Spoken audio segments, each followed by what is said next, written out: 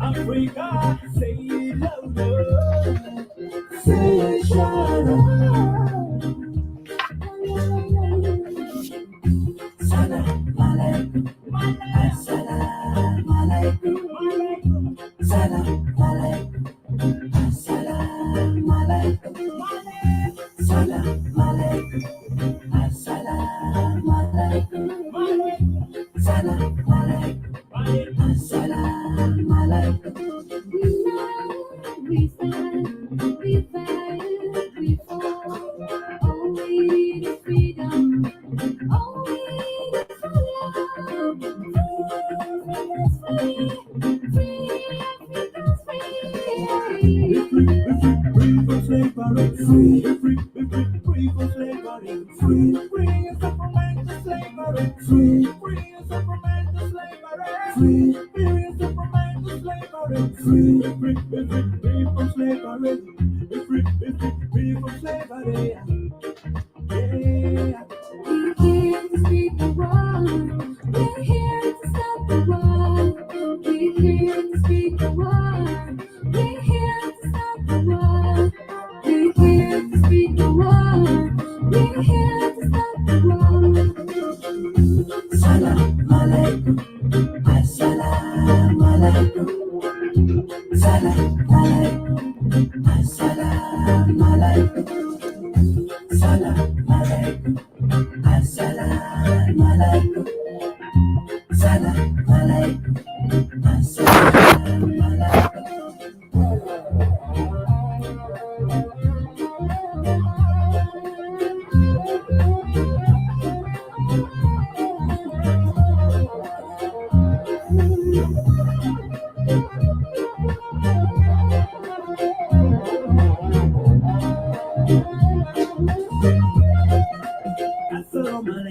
African woman, you wanna be free. The most simplest one in the world. Get yourself the Bible, when I write the music, coming to kill you from the one of the most peaceful men. So many lines on the street, what about the communities? Get yourself the most free time, I preach about freedom. Really, as Chelsea?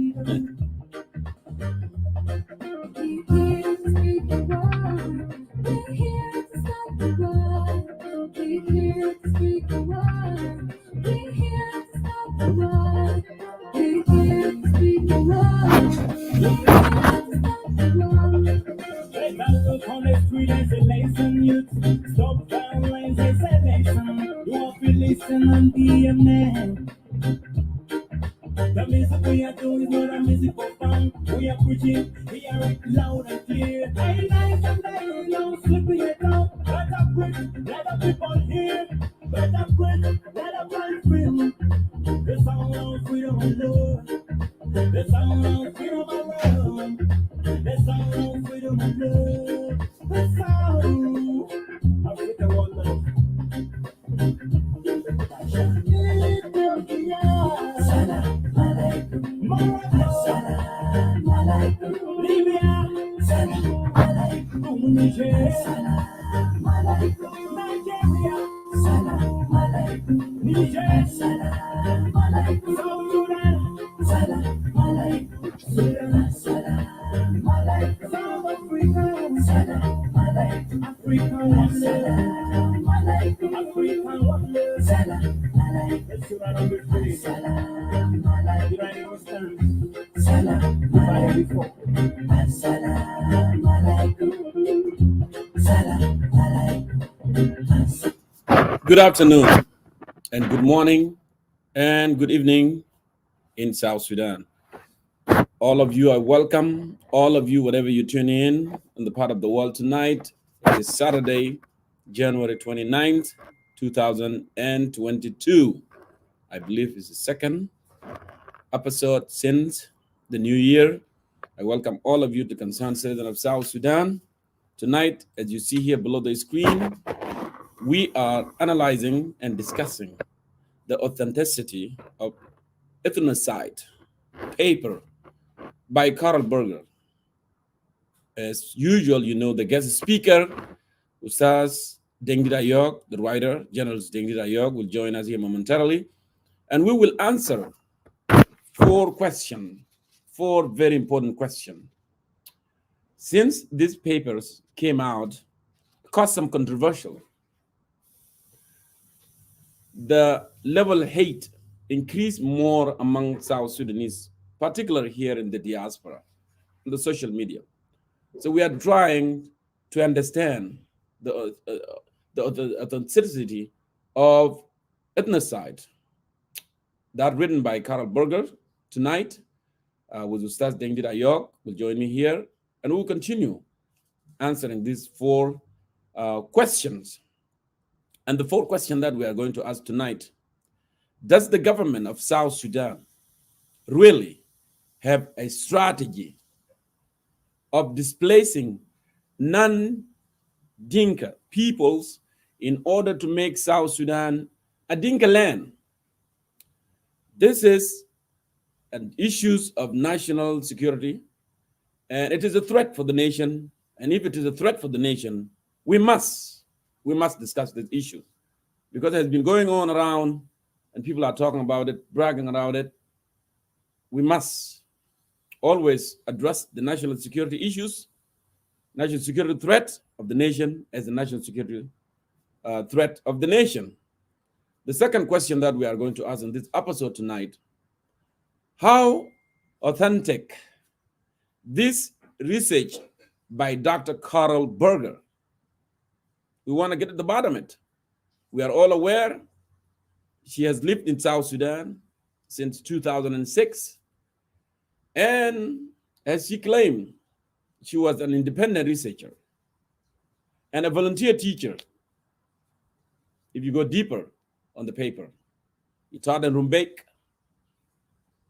So we want to know this in details to put an end some doubt that people have out there. To me, any threat to the nation is a threat to all of us.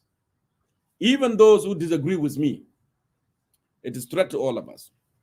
The fourth question that we are going to answer tonight with Ustaz DengDit Ayok also: is the Jiang nationality the problem of South Sudan? And why is Jiang community made synonym with the government of the Republic of South Sudan and Jiang Council of Elders by Berger? So these are very important. Like I said, these are very important questions that we are going to address tonight and try to answer them and understand why this very controversial paper targeting South Sudan at this particular moment. So I welcome all of you one more time to Concerned Citizen of South Sudan, the weekly episode. It is Saturday, 29 January 2022. I invite all of you to go ahead and share this live episode so it can reach more and more our viewers. I understand we came a little bit later for some other, commitment. I was not able to come in early. But one more time, I welcome all of you to Concerned Citizen of South Sudan. Ahlan, mujaddadan. We are going to focus in English so Dr. Berger can understand what we are talking here tonight. So thank you. And with that, I would like to bring in Ustaz DengDit Ayok and to continue with this very important discussion tonight. Hopefully, the network will cooperate. And Ustaz DengDit will be on the show here with us momentarily. Ustaz DengDit Ayok, welcome to Concerned Citizen of South Sudan. It has been a long time, but here we are tonight discussing this very important topic, analyzing and discussing the authenticity of Ethnocide by Berger, and you are an honored guest to this very humble forum, concerned citizen of South Sudan. Mr. DengDit, I would like to give you a few minutes to greet our audience before we proceed with our discussion. Please. Thank you, my brother and my comrade, John Kormayol, for the opportunity to come to this forum, this magnificent forum of concerned citizens of South Sudan, to talk about issues of concern, and especially to analyze and criticize the authenticity of this paper written by Berger. I greet all the viewers, those who are watching. I saw Sister Chelsea Bedal is there. I saw her comment and many others. I greet all of them. And I thank them for tuning in to follow the issues we shall be discussing this evening or this afternoon, this morning in other different parts of the world. So this is what I can say at the beginning. It has been a while that we did not conduct Facebook live shows. And we are really sorry for that. There were a lot of commitment, as John Kor said at the outset, that could not allow us to come back. But we are following all the unfolding developments in our country, and we are aware of what is happening. As we talk here, people are fighting in Jonglei State. The three communities of Jonglei are busy killing one another. Earlier this month, by the end of last month, we also followed what happened in northern Bahr Ghazal. A number of people killed by the Messiria. And there are lots of atrocities going on in the Equatorial region, and it is there in the news. So we are following what is happening in the country, and we shall talk about those issues in the course of time. But for the moment, we are coming to analyze the paper by Berger and discuss the authenticity of this paper that came as a result of a research she made. So this is what I can say at the outset. Thank you for the chance. One more time, thank you, Sir DengDit Ayok, and thanks for the viewers for tuning in to watch this very special live episode tonight. As I said from the beginning, it is a matter of a national security threat to the nation. It has nothing to do with the Gen Council of Elders. It has nothing to do with the government of South Sudan. It has nothing to do with the SPLM party. It has nothing to do with even other political party. If you are a concerned citizen of South Sudan, you don't have to be concerned citizen of South Sudan in the Concerned Citizen of South Sudan forum. If you are a concerned citizen of South Sudan, then you will consider when there is a threat to the nation, then you must speak up, because you cannot be a nationalist without knowing what is the real threat to your country, right? So I want to let you know out there that we must speak this, because this is a threat to the nation, a threat to our national security of the country. The national security of the country is not about the government. It's not about just protecting the government or protecting individuals within the government. It's about issues that will affect the future of the nation. What will affect you as individuals, as the community, as integratorial of the country. So thank you one more time for tuning in. Ustaz DengDit Ayok, I really appreciate you for coming in today and have an opportunity to discuss these very important issues. Ustaz DengDit, if I may ask you, when I said this from the beginning of the program, that actually I'm going to ask 4 questions tonight to be able to answer the authenticity of the Ethnocide paper written by Dr. Carl Berger. Now, does the government of South Sudan really have a strategy of displacing non-Dinka peoples in order to make South Sudan a Dinka land? I want to give you an opportunity to answer this question. So important. Take as much as you can time to get to the bottom of it. Microphone is yours. Thank you once again, John Core. I think I will not answer that questions, because these questions, the question we are trying to answer throughout the show. So I thank you once again. This presentation is the second in 2 weeks' time. We made the first one 2 weeks ago, precisely on Sunday, January 16, 2022, on Clubhouse. It was a political commentary and analysis, given the fact that although the paper is painted in an academic and a scholarly way, it was still addressing a political issue or a political subject or the political themes in form of an academic criteria.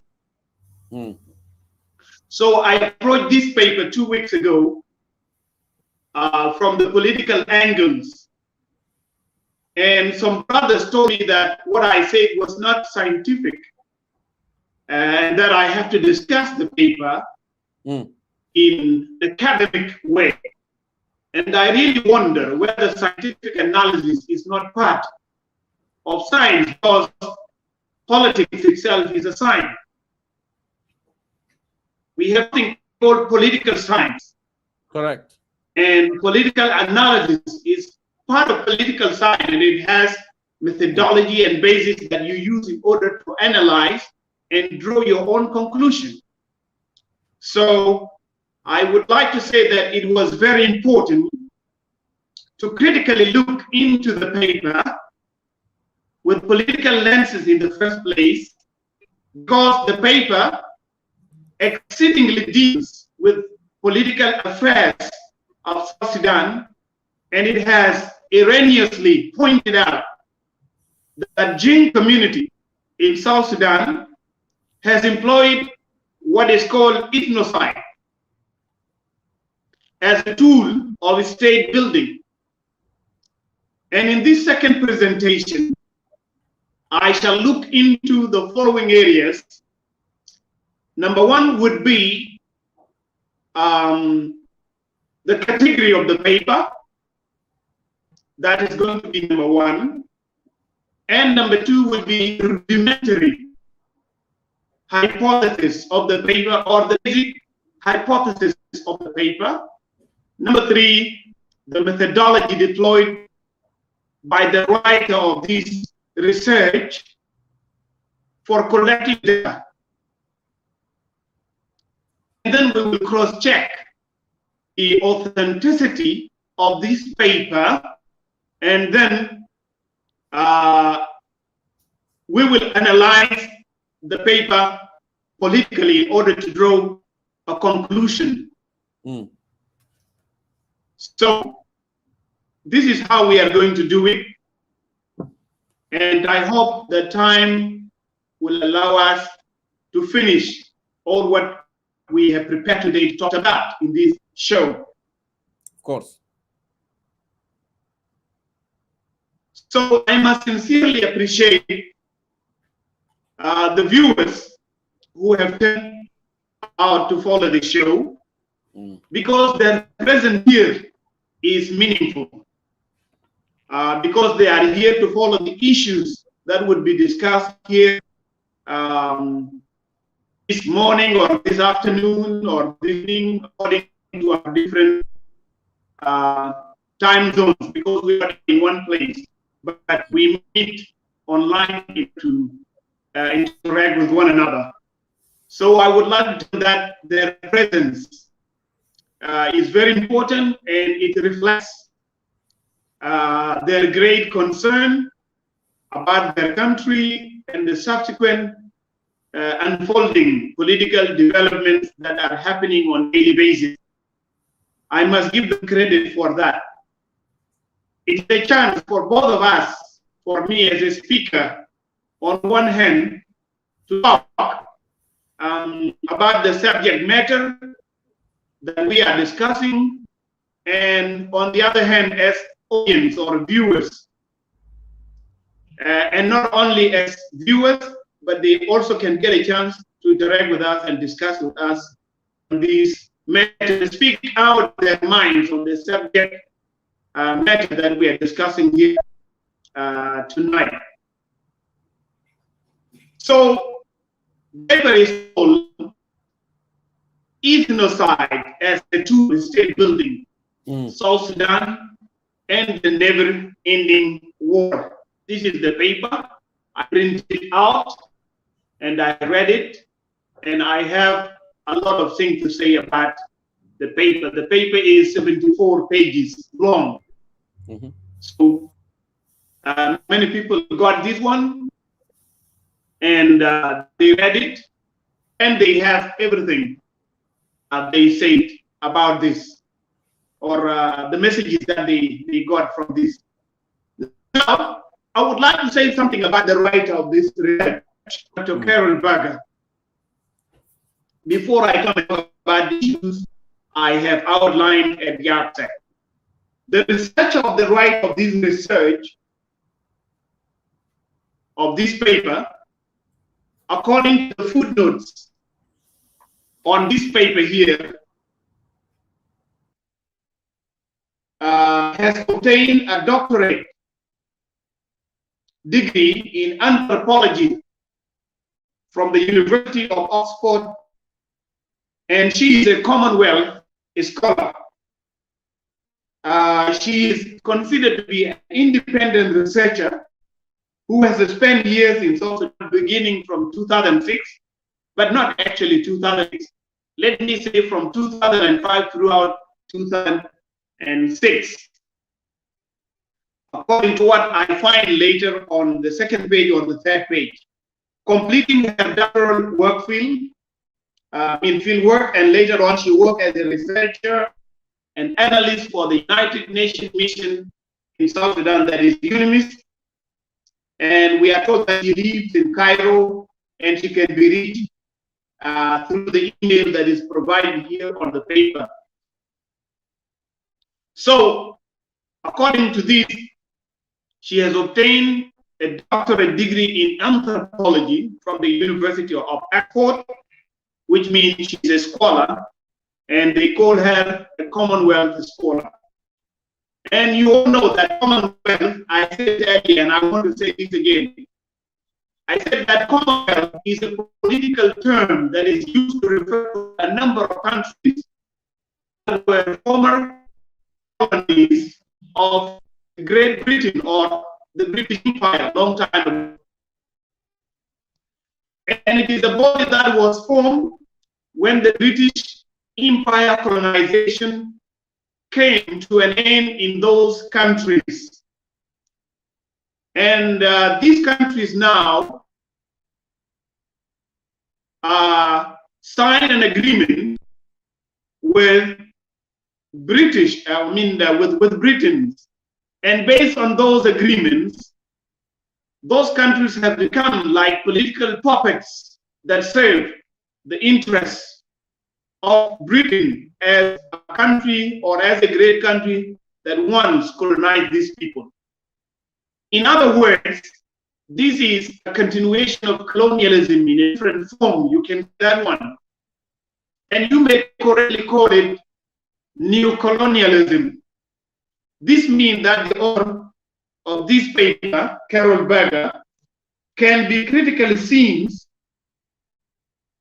as an agent of the Commonwealth imperialists or the capitalists and the countries which are referred to today in political terms as superpowers and so on in the world today. And I want all the readers to remember that capitalism is a political and economic zeitgeist of our time, especially in the 21st century. So, Carol Berger lived in the United Sudan in the 1980s for 8 years, according to what she wrote here in this paper. For 8 years, that was during the 1980s. And she also lived in an independent South Sudan. She's a Canadian national who once worked as a senior reporter for BBC, and she lived and worked in South Sudan under bogus name. I'm using this word intentionally. She lived in South Sudan under bogus names. What are these names? They call her researcher, or she called herself a researcher, and she called herself an independent analyst or an independent researcher. She worked as a teacher. Okay, those are bogus names. So she lived and worked in South Sudan under bogus names, such as an independent researcher since 2005 throughout 2006 until the year 2019. Accomplishing her doctorate fieldwork, and later on she worked as a researcher for UNIMIS, as I have already read it out. Another thing that we must know about her, she worked in Rumbek Senior Secondary School as a volunteer teacher. And according to me, she was not really working as a volunteer teacher, as she allegedly said it in another book. All right, I have another book with me here. But she was there with the purpose of studying the people that were in the area as an agent of power, and that is where she began to do or to write her doctoral work. And she encouraged students to write short stories in Rumbek. Yes, Jonkur.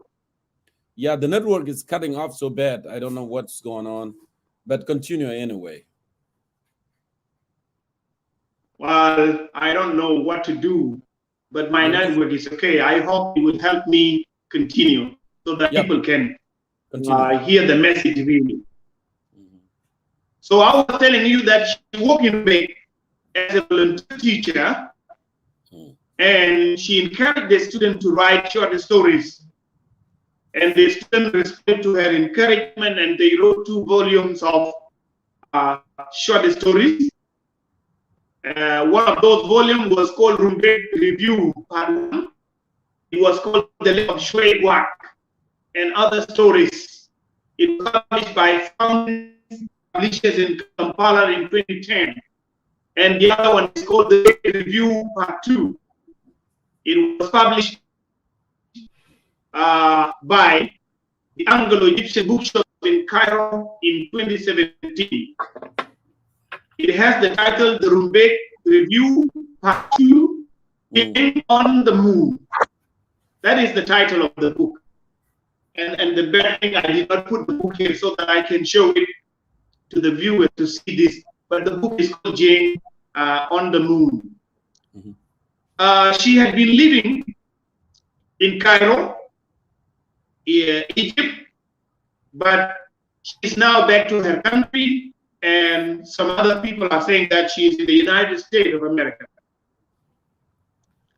And I have to tell you that I met her.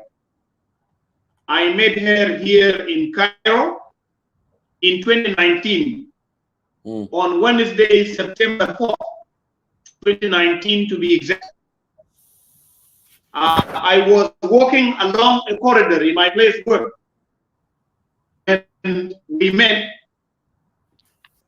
That is my place of work. I was working and still work with an organization that is providing services to the refugee community in Egypt.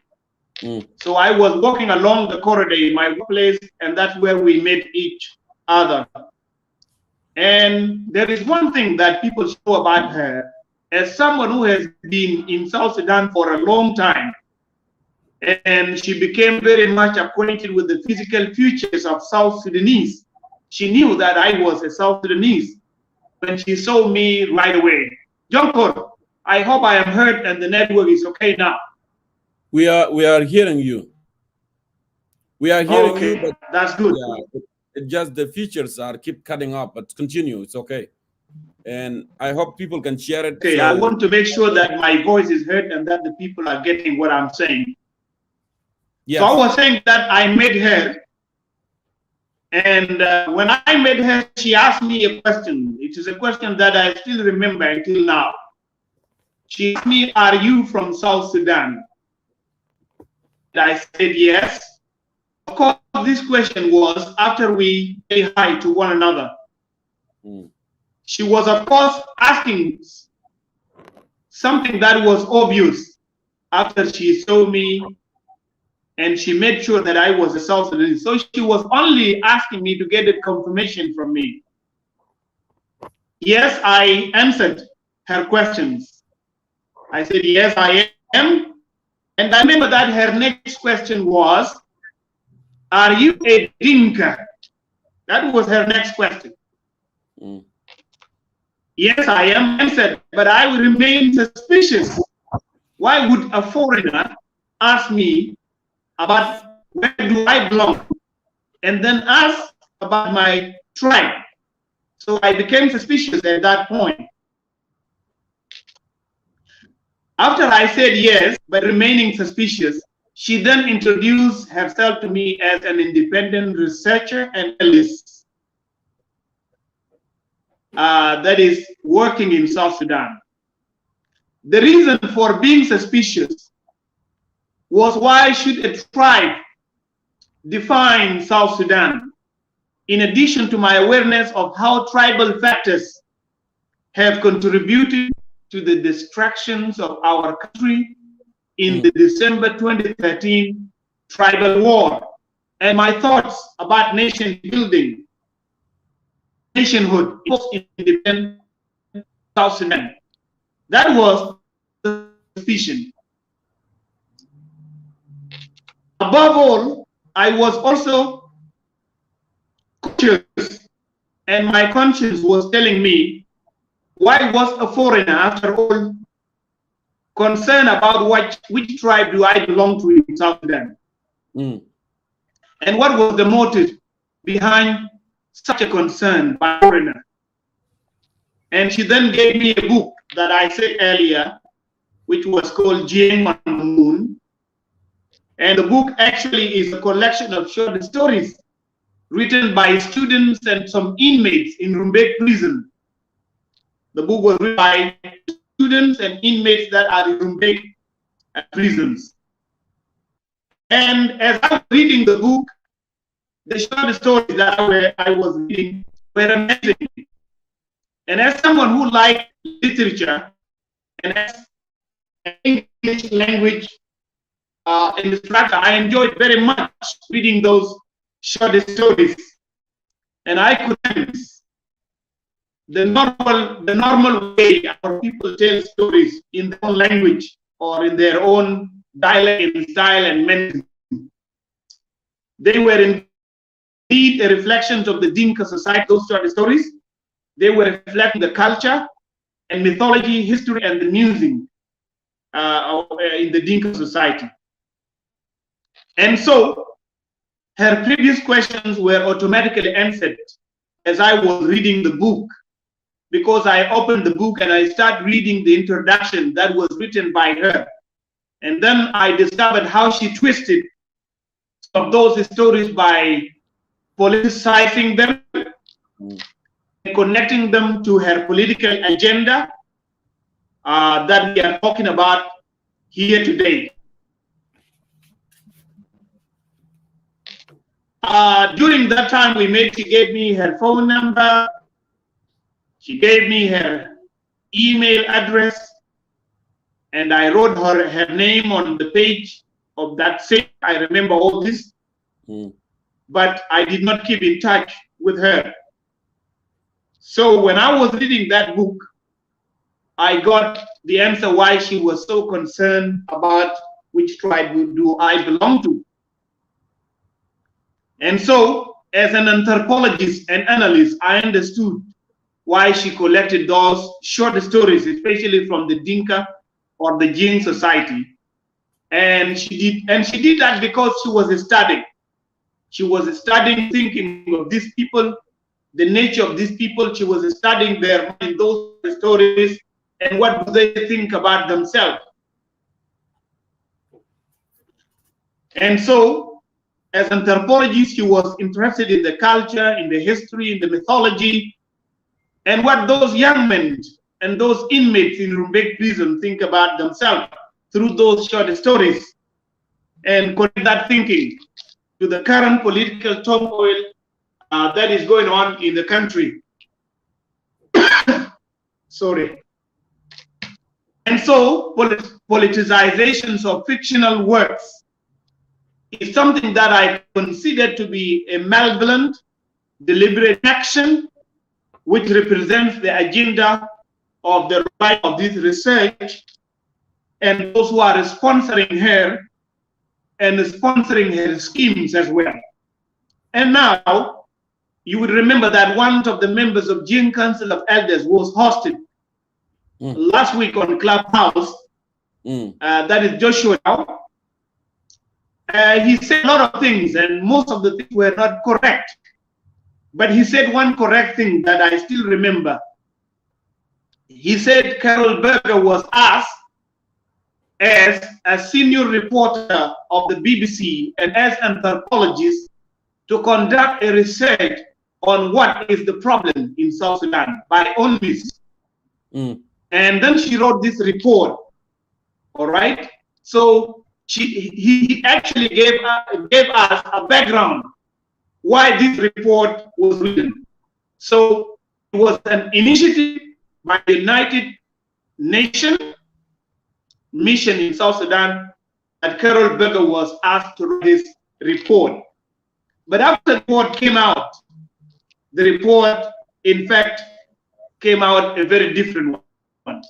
I remember that in April last year, that is 2021, that I found her name, book by Professor Peter Duoknyapa, and I said this before, and I'm now repeating this.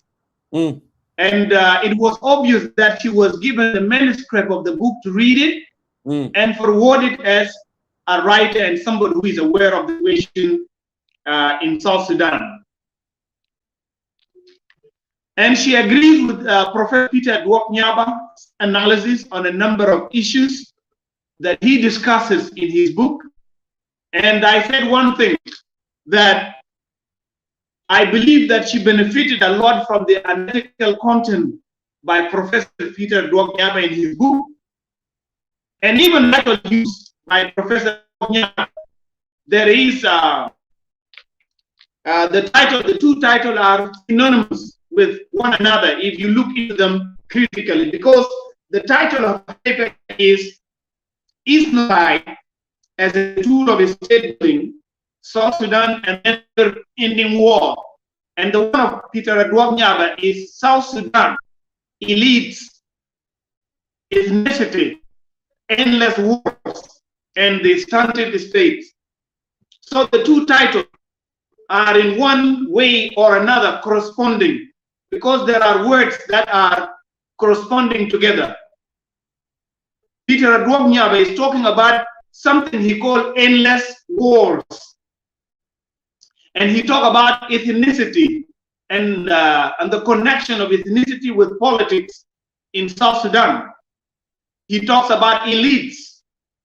And then he came to talk about something that is called a stunted state in his book. The same thing that Carol Berger has used. Carol Berger did not talk about ethnicities. She's talking about something that is called ethnocide, which means genocide. Or she's talking about something that is called ethnic cleansing. That's what she's talking about. And she said, she accused the government of the Republic of South Sudan as a government that is using ethnocide or ethnic cleansing or genocide as a tool for building a state in South Sudan. And that South Sudan would witness a never-ending war as a result of this. But if you read the paper, you find that it is the government of South Sudan that is accused of using Ethnocide as a tool for building the state. But if you go on to read the paper, you will find that it is the Jin community which is also accused of employing Ethnocide as a tool for building the state. So you see how things are mixed in this paper. This alone tells you, this alone talks loudly about the authenticity of these paper. All right. So people can take it from there. People can actually begin to see it from there. So she agrees with Peter Adwok Nyaba analytical contents, and then she used some parts of what Peter Adwok said. And of course, the two books are different. Adwok is talking about the Stunted State, but he also talks about ethnicity and what he called the rise of ethnic nationalism, which is also in this part. You see, Adwok also discusses about the Dinka in his book and their domination over the state. And this is what Carol Berger is also talking about. But the two books are different. They agree at some point and they disagree at some point. So Ethnocide as a tool of state building, South Sudan, the never-ending war, a different one. And Professor Adwok is a scholar. He's a nationalist who's talking about the governments, talking about the elites, talking about the connections of politics and ethnicity and the endless wars of the SPLM that resulted into something he called the Stunted State. That is Peter Adwok Nyaba in his book, while Carol Berger is talking about the Dinka elites, whom she said are using Ethnocide as a tool of state building to presumably control South Sudan and make it a home of the Dinka people by killing the other people of South Sudan. And then she said this one will now result into a situation that she called the never-ending war as a result of this. So this is what Carol Berger is talking about in her book. So it was from that time that I understood that Carol Berger, from that time when I read the book which was called Jane on the Moon, that I came to understand that Carol Berger has arterial motives and bad intentions or negative intentions towards South Sudan through the collection of the stories from what she wrote in the introduction of that book. And after she decided to put Jane on the Moon, one of the short stories written by a young man in Rumbe called Deng as a title for the whole collection. And this is what she wrote in the introduction of that book, and I quote: the title of this book, Jing on the Moon, is taken from a story written by a young man from Rumbe, South Sudan. The word Jing in Dinka language means people. At a time of rising ethnic nationalism, many now self-identify as Jing rather than the colonial era name of Dinka. In the story, the man on the moon is revealed to be Jing. It was a late decision to open the book with this story and to name the collection with its title, but it seems appropriate given the current crisis throughout South Sudan, revolving as it does over claim of ownership, not of the moon, but the land now known as South Sudan, end quote.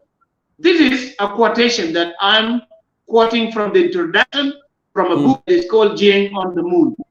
Now, it is very clear from this quotation that Carol Berger is trying to connect a short story about a man called Jing, who is said to be on the moon in the short story, to interpret the moon as South Sudan, and Jing as the one now trying to claim the land by other people, which is out of the context of that short story. And I'm coming to talk about this more. Now, she went on and said this. There's another quotation that I want to quote. She went on to say, the rising level of violence within the Dinka community between the many sections and clans that make up what I would call a Dinka or Jing confederation should have served as a warning. And what she means here is that this should have served as a warning to other ethnic groups and the international community as well, that is in South Sudan through UNIMIS. And then went on to say this, it was only a matter of time before the heathen militarization within the Dinka of Lake State would evolve into something much bigger, much more frightening, something that moved beyond Dinka territory and target other peoples, including communities, and targeted other peoples, including community of Nuer to the north and east, Fertit, Luo, and Balanda to the west, the honey gathering people of the Jurbeli to the south, and further into people and further into the Equatoria, where the Madi, Kakwa, Azande, Kuku, and other non-Nilotic peoples live. End quote. I'm quoting this from page 15 of a book that is called Jing on the Moon. So Carol Berger actually started this before even this report come out. That was 2017. And people can judge now. People can see how she's talking. Yep. So the political agenda of Carol Berger can be seen here. And it is obvious that she is now talking about the internal tension within the Dinka, especially the fighting, the communal fight that happens in Rumbek, and at the same time depicting the Dinka community as a violent society that is dangerous to itself, and as a society that constitutes a danger and threat to other South Sudanese. This is what she's saying. And she made a wrong assumption between the fictional man on the moon in the short story, who is said to be Jing, and the conflict that is happening now in South Sudan. She portrayed the moon in South Sudan dominated by a man called Jing, when Jing, according to that short story, is a spiritual leader who was in charge of a spiritual well-being of his people, according to that short story.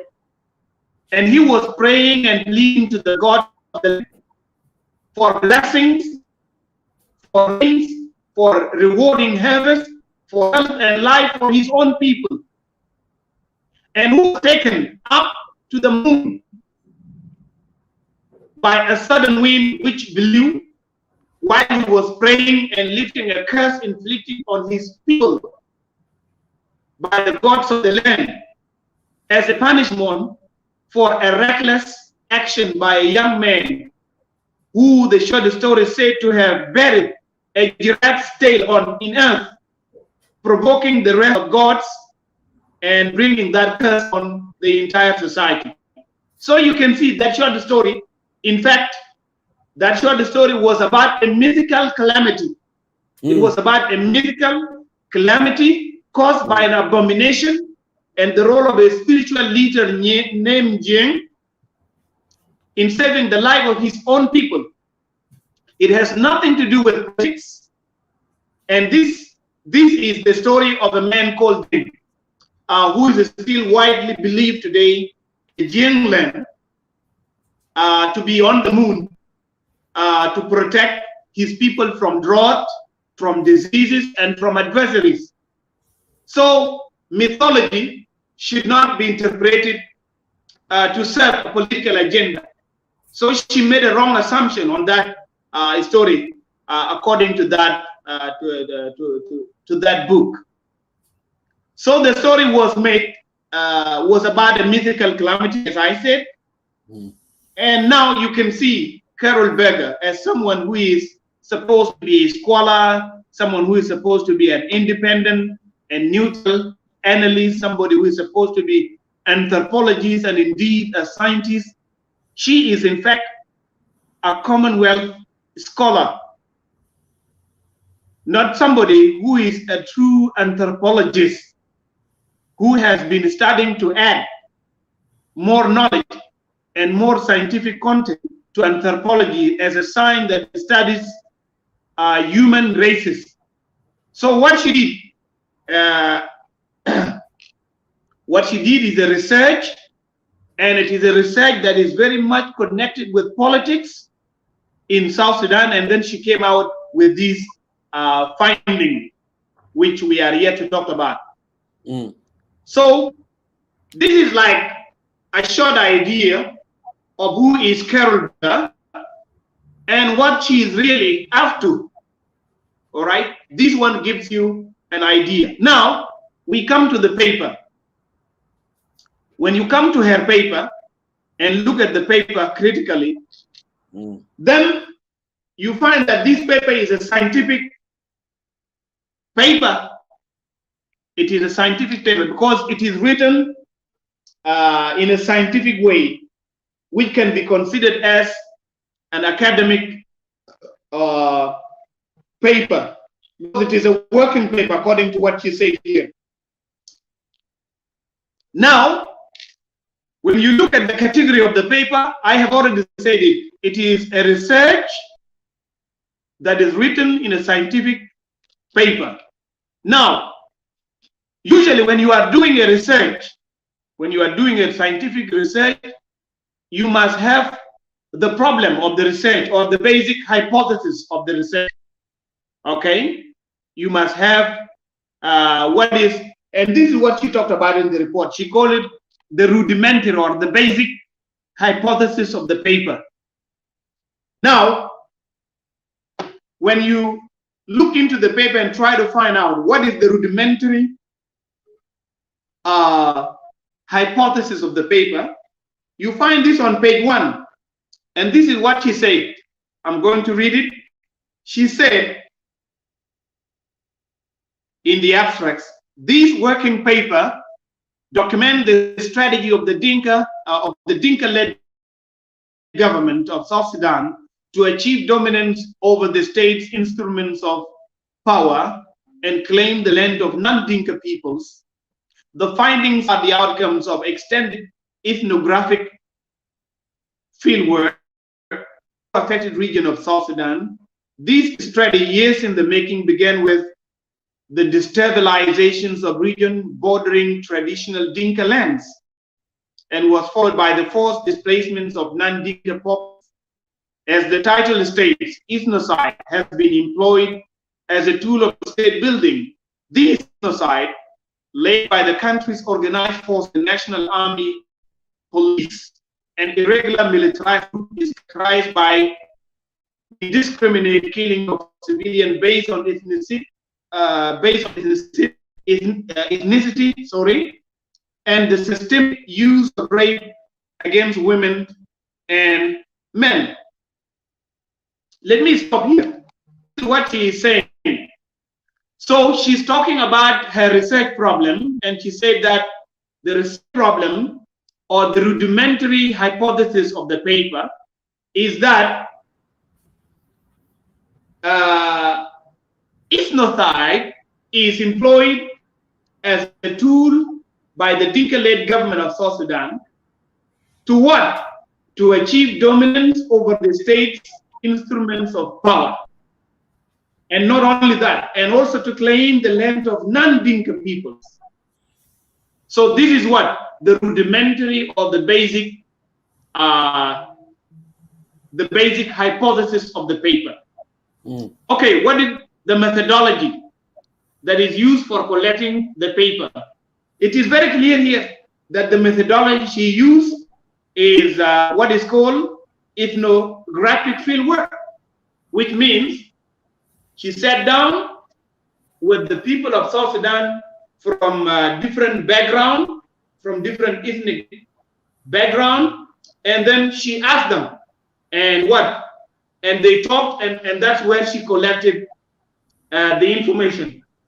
So when we discussed this 2 weeks ago, some people were saying that what she stated in the paper is not her own opinion or her own insight, which is right. She actually conducted an ethnographic work by sitting down with people from war-affected region in South Sudan, and she conducted interview and people talk. All right, and then she came and put down what those people said on the paper. She interviewed people, including some government officials. The names are here. She interviewed many people. Buana Malwal is mentioned there. Choltong Mayai, the former Lake State governor, is there. People like Joshua Dow and many others, including some personalities from the SPLA. A pastor who is an SPLA chaplain pastor is also interviewed, and he talked. All right. So the methodology is ethnographic or field work that she used to collect the data. This is one thing, and there's no problem with that.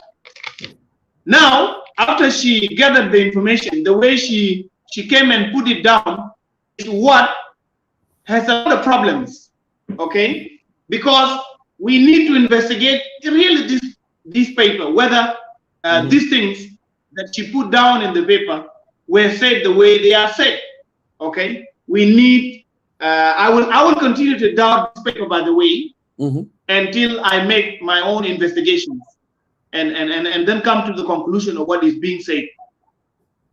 So this is the methodology, and I have no much to say about the methodology. Now the findings.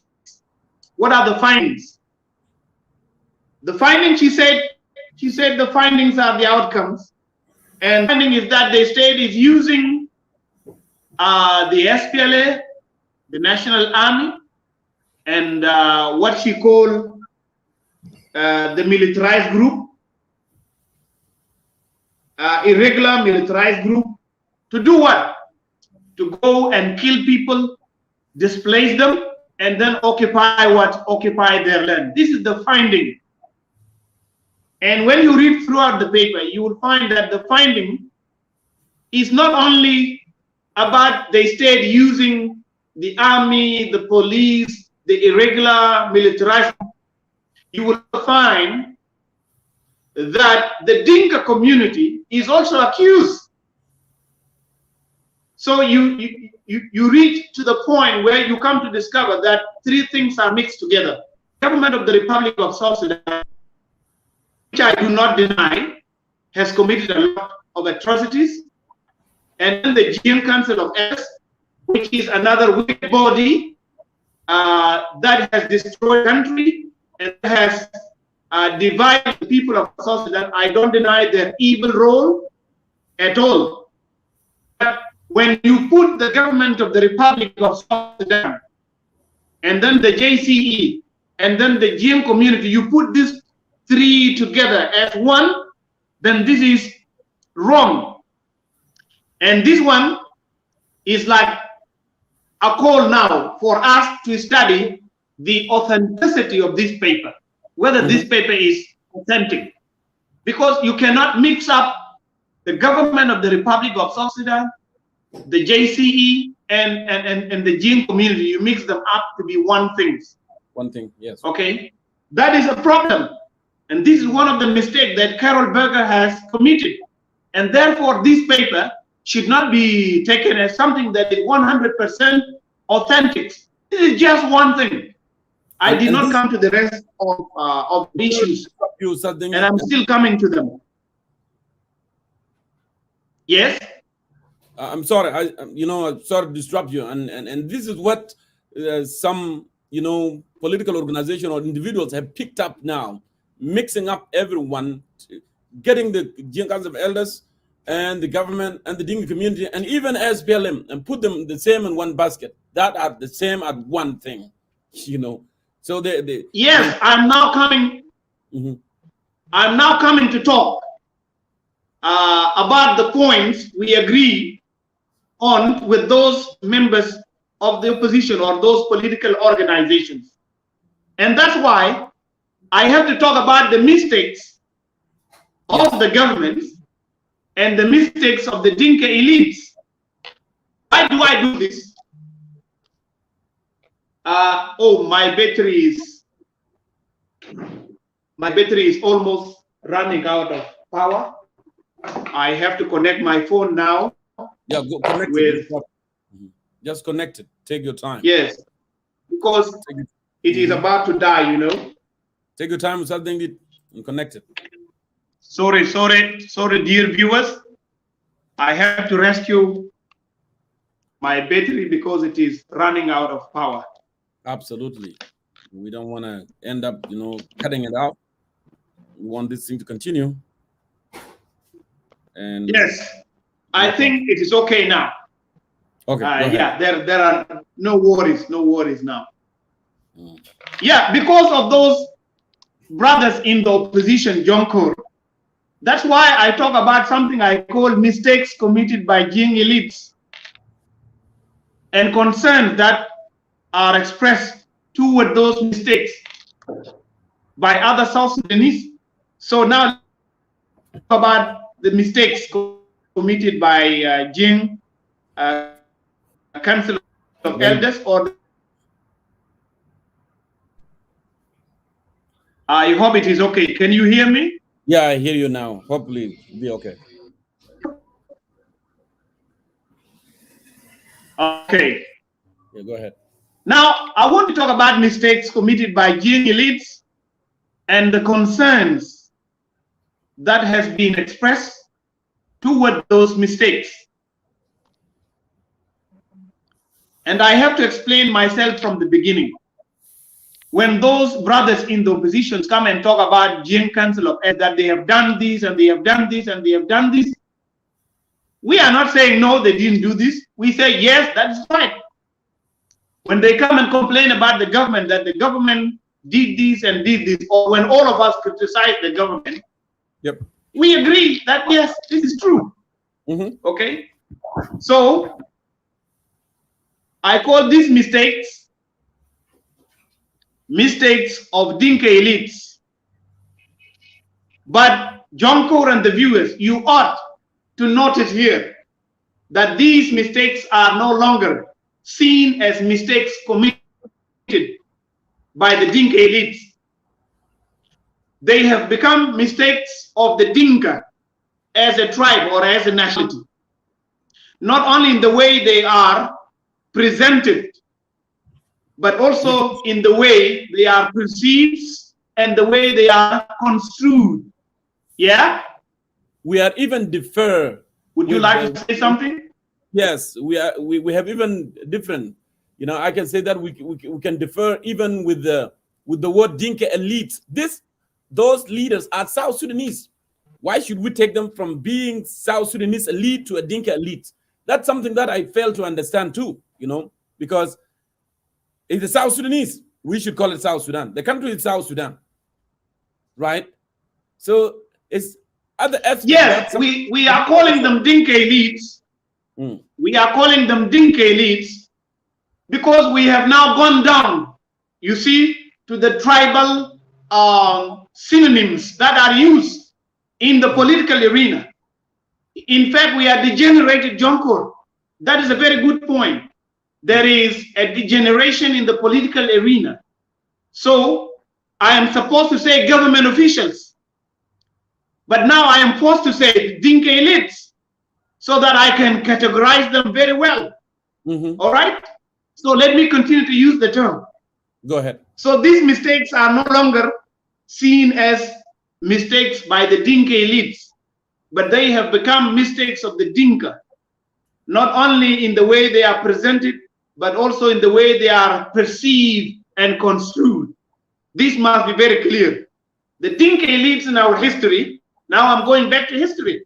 The Dinka elites in our history have committed repeated fatal, I call them fatal or deadly mistakes. And other South Sudanese have repeatedly expressed concerns, fears, and what I may call resentment toward those repeated mistakes.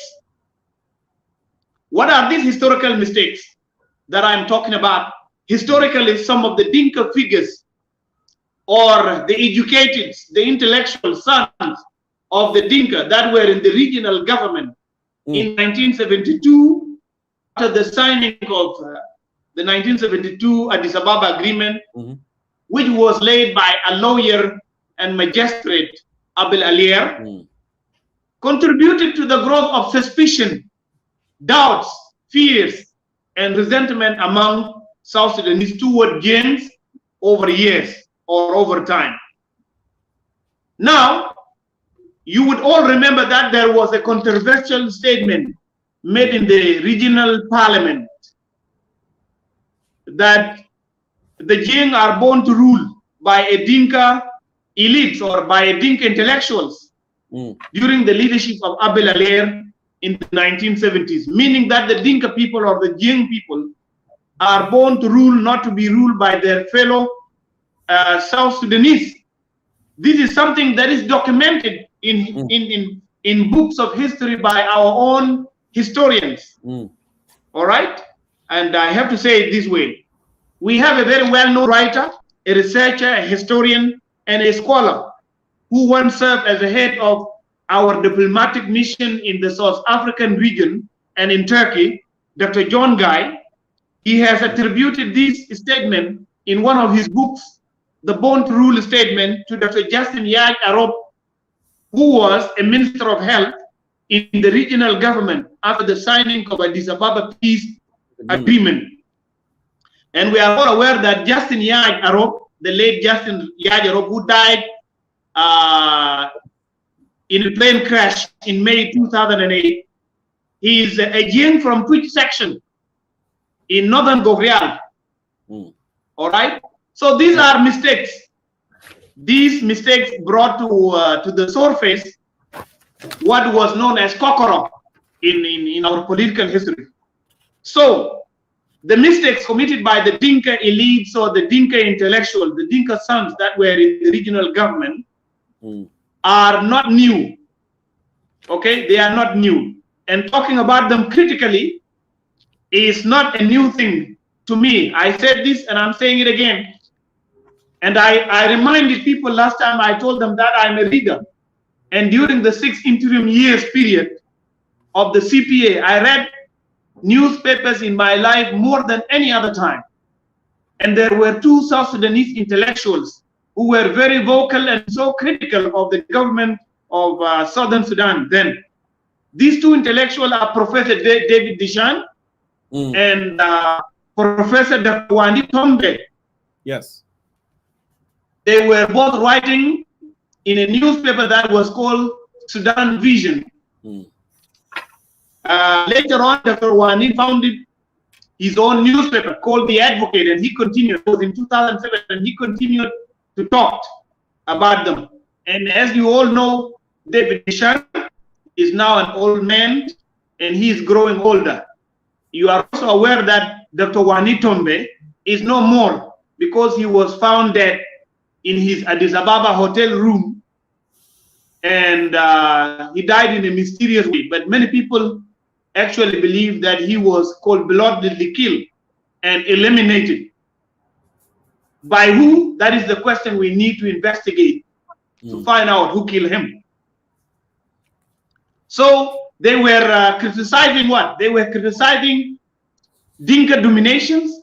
They were talking about, they were complaining about Dinka elites. And I said this was before the formations of the JCE, because the JCE came into existence in 2014 after the 2013 December war. All right? This is what we have to show it. But last week, some members of the opposition, our brothers in the opposition, were talking about the formation of JCE since 1983. They were talking about the existence of JCE since 1983. So what were they trying to tell us? Were they trying to tell us that the whole thing, the SPLA was a JCE? Was Dr. John Garang a JCE? Was William Nguyen a JCE? Was Kiribino Kwanyin a JCE? Was Comrade Wandiga? Huh? JCE. Those of Gilario Modi, were they all JCE? You see, the opposition is now taking a very dangerous dimension, or following a very dangerous trend, because they read out names. They read out the names of the leadership, the political military high command, and they were pointing out that so and so is a Jing, so and so is a Jing.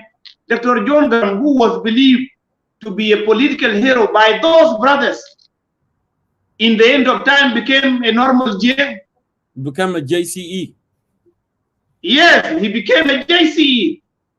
Those of Kiribino Kwanyin, who were considered to be heroes, as the first man who fired the bullets against the enemy on the 16th of May in 1983 in Bortown, were considered as JCE.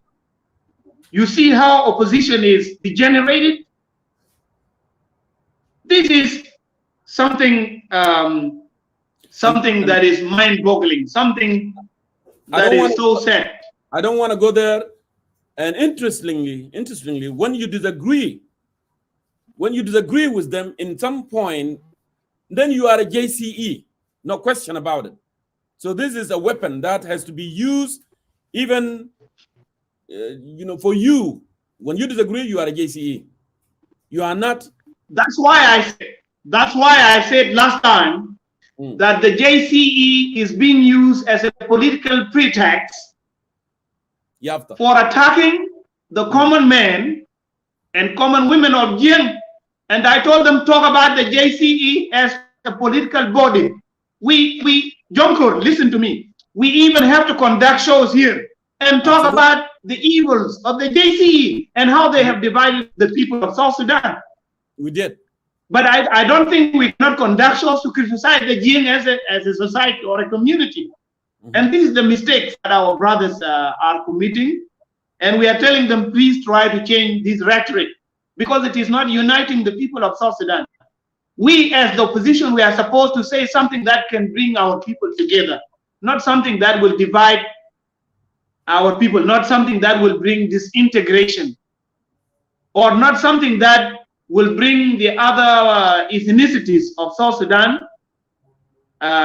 in unity against one tribe. That is not. Okay, let me continue to talk about the mistakes of the Dinka intellectuals, of the Dinka elites. One of these mistakes I said last time is political dominance over state structures. And this can be seen in the distributions of what we call national portfolios. I don't feel ashamed to speak about this. This is the truth, and I have to say it. When you look at the distributions of national portfolios, when you look at the state institutions such as civil service, diplomatic missions, security organ, be it the national security, with the two branches, the internal and external bureaus, the national army, the military intelligence, the national police service, the military police, criminal investigation department, that is called CID, fire brigades, wildlife forces, or prison guards. And even when you look into customs and many other institutions, when you look into them, who are the majority there? The majority are the Dinka. This is a mistake, because one tribe should not be made to dominate all the institutions of the state, because the state doesn't belong to one tribe. The state belongs to all of us. It is our state collectively as the people of South Sudan. And now the people who are at the upper echelon of the leadership have allowed this to continue like that. They don't want to change it. What does this mean? Who is to be blamed? It is them. And that's why I call this mistake Dinka mistake. So you can see this political domination is not justified at all. Some Dinka sons and Dinka daughters have tried to justify it on false hypothesis that the Dinka is the largest ethnic group, or they fought more than others during the War of Liberation. But this doesn't make sense at all. Because if you say it is the largest ethnic group and that they fought more than others, you suppose that, or you assume that. The question is, where are the values of justice and equality we have collectively fought for as South Sudanese? Where are the universal ideals we have frequently claimed to be fighting for during the protracted wars of liberations? These are national values that can govern the nation. The nation cannot be governed by the size of an ethnic group, be it Dinka or Nuer or Cholo or Azande or Bari tribes. Take them as the largest tribe now in South Sudan. This is not something that is justifiable. Okay? We have all equally fought together for this country, and the liberation struggle is a common national heritage. And our history did not start in the year 1983. And therefore, attributing the legacy and heritage of the national liberation struggle to a single social group is utterly unacceptable, and it must be punishable by law. And I said this with confidence. This is number one. Number two, the mistake committed by the Dinka intellectuals is manipulations of the liberation struggle. And this is a clear denial of the participations and contributions of other South Sudanese in the liberation struggle. It is indeed a political disenfranchisement to other core participants who enormously contributed toward the national liberation struggle of South Sudan. Go back to Anyanya. Go back to Anyanya. You will see who were the leaders and who started it. These are facts. They cannot be denied. So history of a nation is always attributed to the nation as a collective effort, not to a tribe. And the concept of tribe and states are two separate antitheses, which can never meet. The first is exclusive and the latter is inclusive. What do I mean here? Tribe is exclusive, but the state is inclusive. It's for all of us. Number three, sorry. There is what I call false superiority. Some Dinkas feel superior. The Dinka elite, many of them feel superior and looking at other South Sudanese as inferior by telling them that we have liberated you or we are your masters, which is something that must be strongly condemned and it must be made punishable by law. This is a complete ignorance and a vain aggrandizement at the expenses of other people or other South Sudanese. Number four, allowing acts of land grabbing to persist. Allowing some settlers from the Dinka community to settle in lands of other communities with their cattle, damaging their farms and their crops, and allowing them to give new names to places which have names already, and thereby causing fears of an intended democratic change. Now and in the long run, this is also irreconcilable with law. Number five, recruitment of militias, which are used to cause terror among civilians and causing displacement, is also something that is irreconcilable with law, and it must be condemned if there is rule of law. Number six, mismanagement of natural resources and corruption. This corruption has three dimensions. I said it last time. It is administrative. It can be seen administratively in the state institutions. This is manifested in employment on the basis of blood relations, or what we call nepotism. It is financial because there is embezzlement of public fund in national institutions. And it is moral because women are employed in exchange for other desires in the state institution instead of their academic and scientific qualifications. So it is a three-dimension corruption. And so this is a complete administrative, financial, and moral decay of which we must be ashamed. However, I must say that all tribes are involved in this three-dimension corruption. It is not only the Dinka. Yet Jing has the upper hand in this corruption. This is my argument, and I will continue to say this. And I always quote the Holy Bible in this regard. The Holy Bible in the book of Romans says, all have sinned and fell short of the glory of God.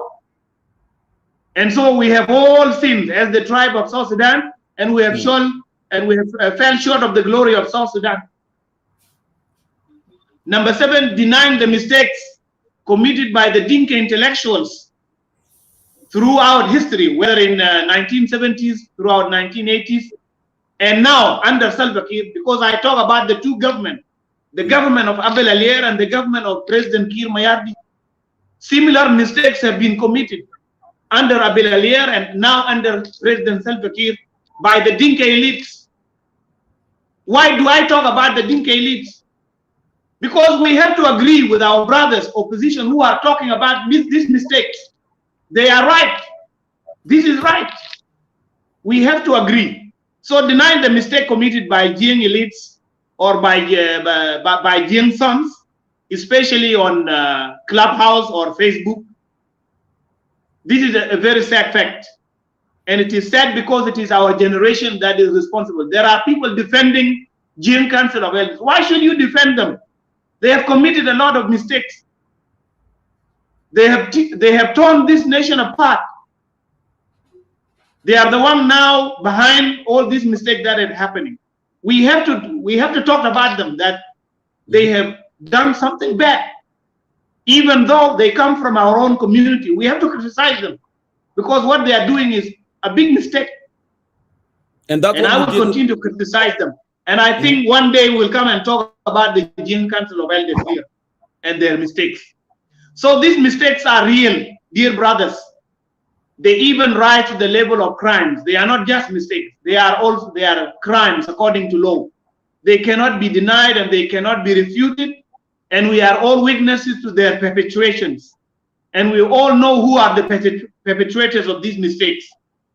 They are also dangerous because their results are divisions, rebellion, hatred, killing of Jing, and finally the possible disintegrations of the country. This, of course, is the worst scenario of all these mistakes. So the solution to these problems is that the state must apply the principle of citizenship as the basis of rights and duties, justice, equality, and provide equal opportunities for all Sudanese, for all South Sudanese, without distinction on the basis of ethnic background, gender, creed, or political beliefs or opinion, as it is now the case in South Sudan. People are employed not because they are citizens. Some people employ them because they come from their own communities. This must be changed.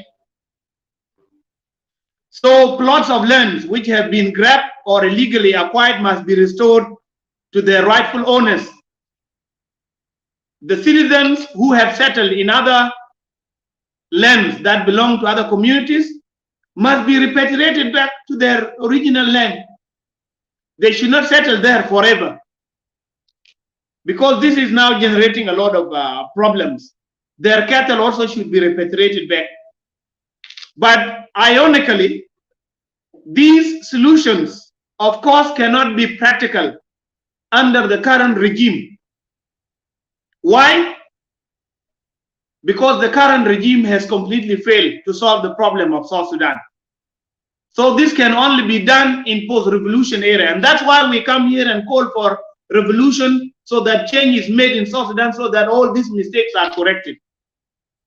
So by pointing out the mistakes of Jing sons or Jing intellectuals in the governments of 1970s and the current government, I am agreeing with those who criticize the government of the Republic of South Sudan.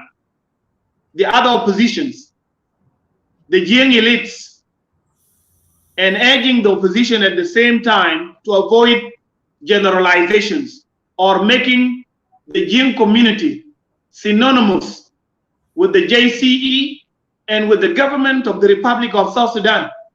This is not acceptable. So the generalizations of talking about the government of South Sudan and talking about the JCE and talking about the Jing community as one thing is something that is destructive, and it is something that Carol Berger is doing in this paper in a very deliberate manner. And so those who are picking up the way it is should be informed that they are also doing a wrong thing. If you disagree with the government, if you want this government to be changed, if you condemn the actions of the JCE, that is all right. But you should not target the innocent men and women of Jing. You have to understand that they are part of this nation and that you are aspiring to be national leaders tomorrow, and you will need them in elections. You will need their votes. Correct. You will need their constituencies. You will need their support from their constituencies. So when you attack them on social media and you talk about Jing as the problem of South Sudan, and you are trying to unite other ethnic communities of South Sudanese, bringing them together against the Jing community, then you are destroying the nation. And you are not supposed to do that as national leaders. This is our message to our brothers in the opposition. They have to change their rhetoric, the way they talk. They have to stop dividing the people of South Sudan. They have to stop confusing the people of South Sudan. They have to stop using the JCE as a pretext for attacking the Jing. They have to stop this. We have to be very transparent and very clear. There is nothing that I am hiding. I'm talking wholeheartedly, and I'm talking frequently. So this agenda of Carol Berger of making the Dinka and the JCE and the government of the Republic of South Sudan as one, these would unquestionably ignite division along tribal lines, as it is the case now. And there would be no difference between a corrupt and inept government, which is now ruling the country, and which has flung the country into an abyss of corruption and civil war since December 2013, and divided our people along ethnic groups. And the opposition, which is now calling on the same people to rally behind it in order to change the government that is now in the Republic of South Sudan. There would be no difference between the government that has divided our people and the same opposition that is now dividing our people. So we are telling the opposition that you have gone down into a serious political degeneration, and you have to come back. Come back with a rhetoric, come back with a speech that will unite our people, not a speech that will divide our people as it is the case now. So I am also mindful that the book we are discussing has caused a lot of debates, especially on Clubhouse. And it has stimulated negative sentiments in the hearts of our people, because this book was discussed several times. And most of the Jing sons and daughters that listened to those debates felt that they were being targeted. And as a result, they are now trying to come together to unite against the target or against the danger they assume to be against them. So you see how the opposition is dividing the people of South Sudan. The opposition is not supposed to divide the people of South Sudan. It is supposed to unite them and use them as a force that will bring change. Yes, correct. And they said it clearly. They said that when we talk about unity here, they said that we are advocating for a fake unity. Yes. And they said that the unity they want is a unity of purpose. We are also talking about the unity of purpose. And the other thing, who are the custodian of unity? who are the custodian of this unity. It is all of us. It is not Jonkor. It is not me. It is not anyone. It is all South Sudanese that are responsible for their national unity. So when we are called for unity here, we are not assuming or we are not putting ourselves as the custodian of that national unity. Although we are part of those custodians. Sorry, guys. That's so actually, yes, go ahead. I was going to say something. That's actually a good point, because an opposition today, they are advocating for justice, liberty, prosperity, basic necessity for South Sudanese people, whether they are Dinka or whether they are Nuer or whether they are Kakwa or whether they are Lapun. These are the people of South Sudan you are advocating. But when you are single one community out and said you don't want them or you hate them, and then what are you advocating here? This is my question, and I fail to understand this. And when you single, like you make your point clear. When you single people out, you talk about JCE with the Tamil Kayafta, and then at the same time you go and attack Dinka. And this Dinka, like you mentioned, you need them. Power, you're still gonna need them. They are the people of South Sudan. They are people of South Sudan. You cannot get rid of them. Either Dinka can get. They are part of the people of South Sudan. Yeah, exactly. And then when we say that John attacked the community, and then you said no. Are you a god of the community? Are you a representative of the community? Are you a spokesperson of the tribe? Well, I do see a bad policy here because I am an advocate and I want something good. And we have a common denominators.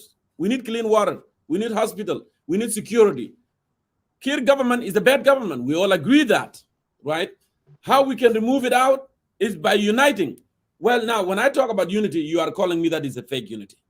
So how are we going to come together here? And when I say don't, demoralize the community, and you are saying that, no, the Dinka has the mentality of domination. And when I said, now you are attacking the community, and you say, no, I'm not actually attacking the Dinka, I'm attacking the government. But at the same time, you're saying that the Dinka has mentality of domination.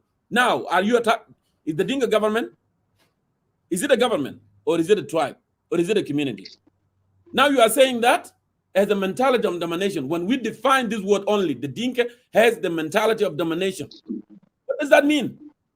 It means that you have a problem with an average Dinka, regardless. It's in the government, it's not in the government, someone in the village. You have problem. You are stating it clearly. Dinka has the mentality of domination. What does that mean? Can you explain it to us? Can they explain it to us? What do you mean by yes, Jonkor. Now let me continue. Yeah, go ahead. Let me continue. Yes. It's okay. You are also adding your perspective. So in my humble opinion, this is not a solution, but a complication to the problem, which we will yield positive results. We will not yield positive results for all of us. So what we can say to our brothers and comrades in the opposition, we say that you stop attacking the Dinka. You stop talking about the problem of South Sudan as a problem of the Dinka, or talking about the Dinka as the problem of South Sudan. When you talk about the Dinka as the problem of South Sudan, it is a clear demonstration that you have failed to diagnose the problem and stated clearly what is the problem.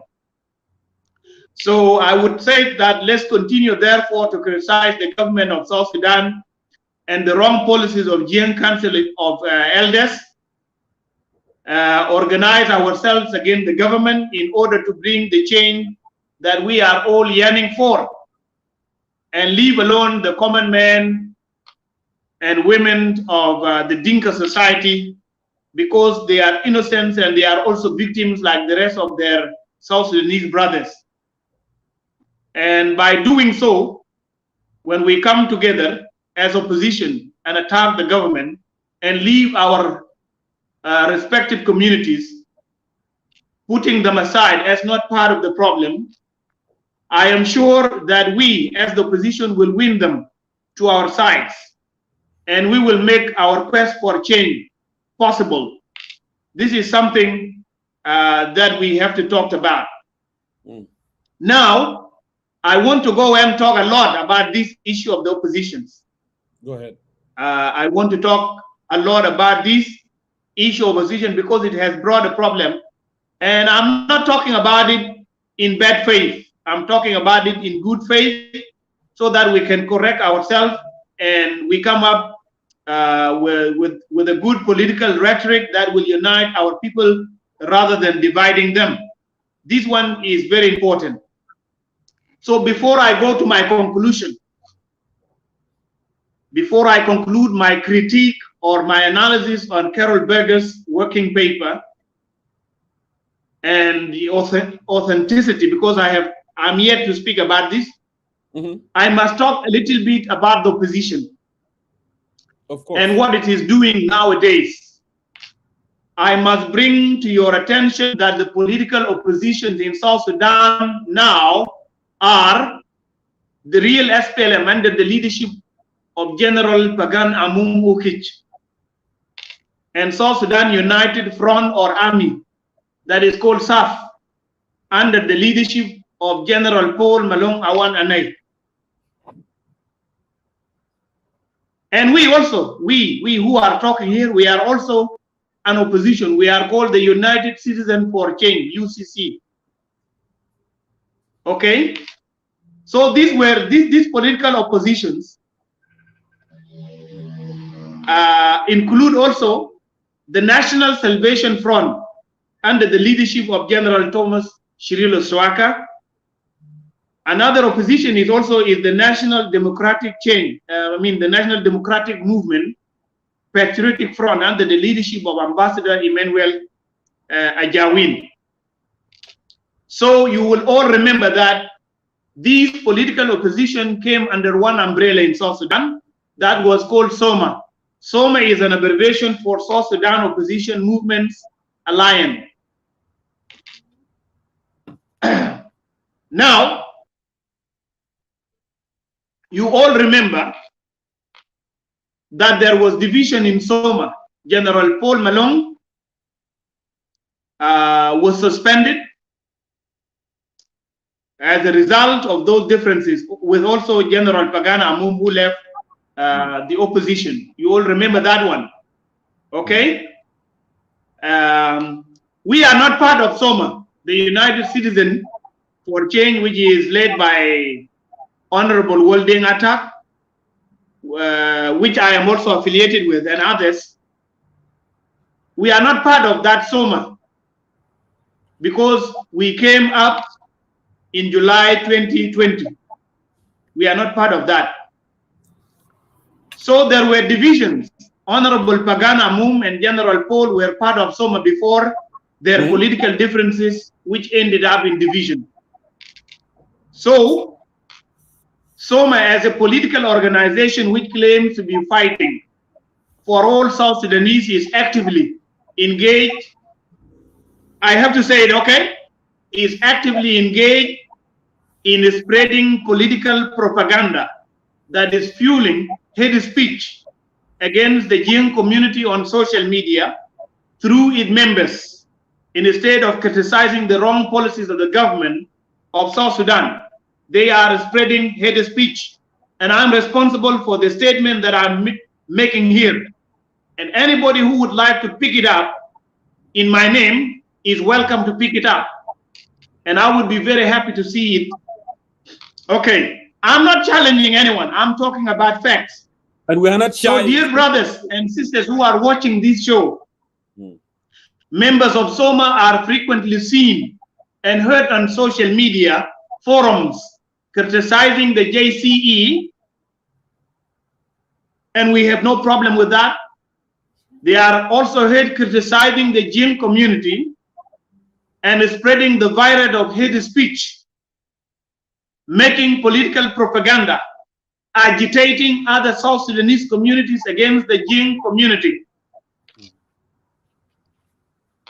Their calculated plan and intention is to poison the political atmosphere or political arena and social atmosphere with hatred, division, and further destruction of the already destroyed social fabric of South Sudan depicting themselves as the only valid political opposition in South Sudan, and thereby doubting the intentions of other political opposition to oppose the government and bring about the very much needed political change in South Sudan without evidence, and deny them the right of opposing the government, especially when they are from the Dinka community like us, okay? Like me and like Jonkor. So we in the United Citizens for Change have been accused several times by members of SOMA, whom we consider to be our brothers and comrades in the struggle against the government of the Republic of South Sudan. And so we cannot together bring about the desired political change in our country.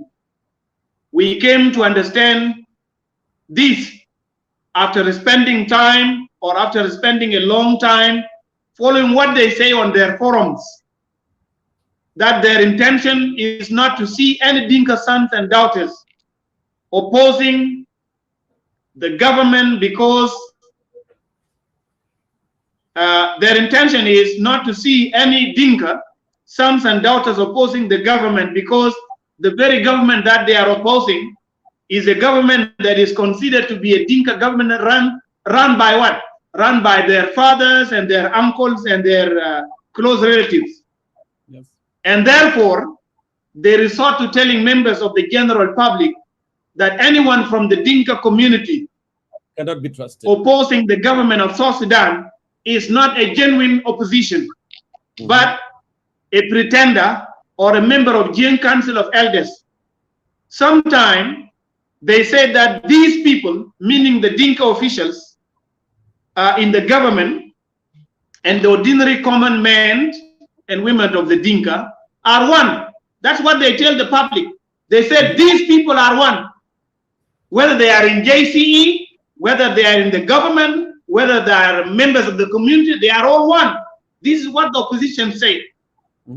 And if there is need, Jonkor, we will go back and bring those statements made by members of the opposition with the dates in which they were said and the names of the shows in which they were said. I have 95. And by saying this, we do not mean to agitate anyone, but we are telling our brothers in the opposition that the direction you are going to is not the right direction. No, not at all. This is what we are saying, and we are saying it in good faith. Let me continue now to say this. Go ahead. What do they say? Sometimes they say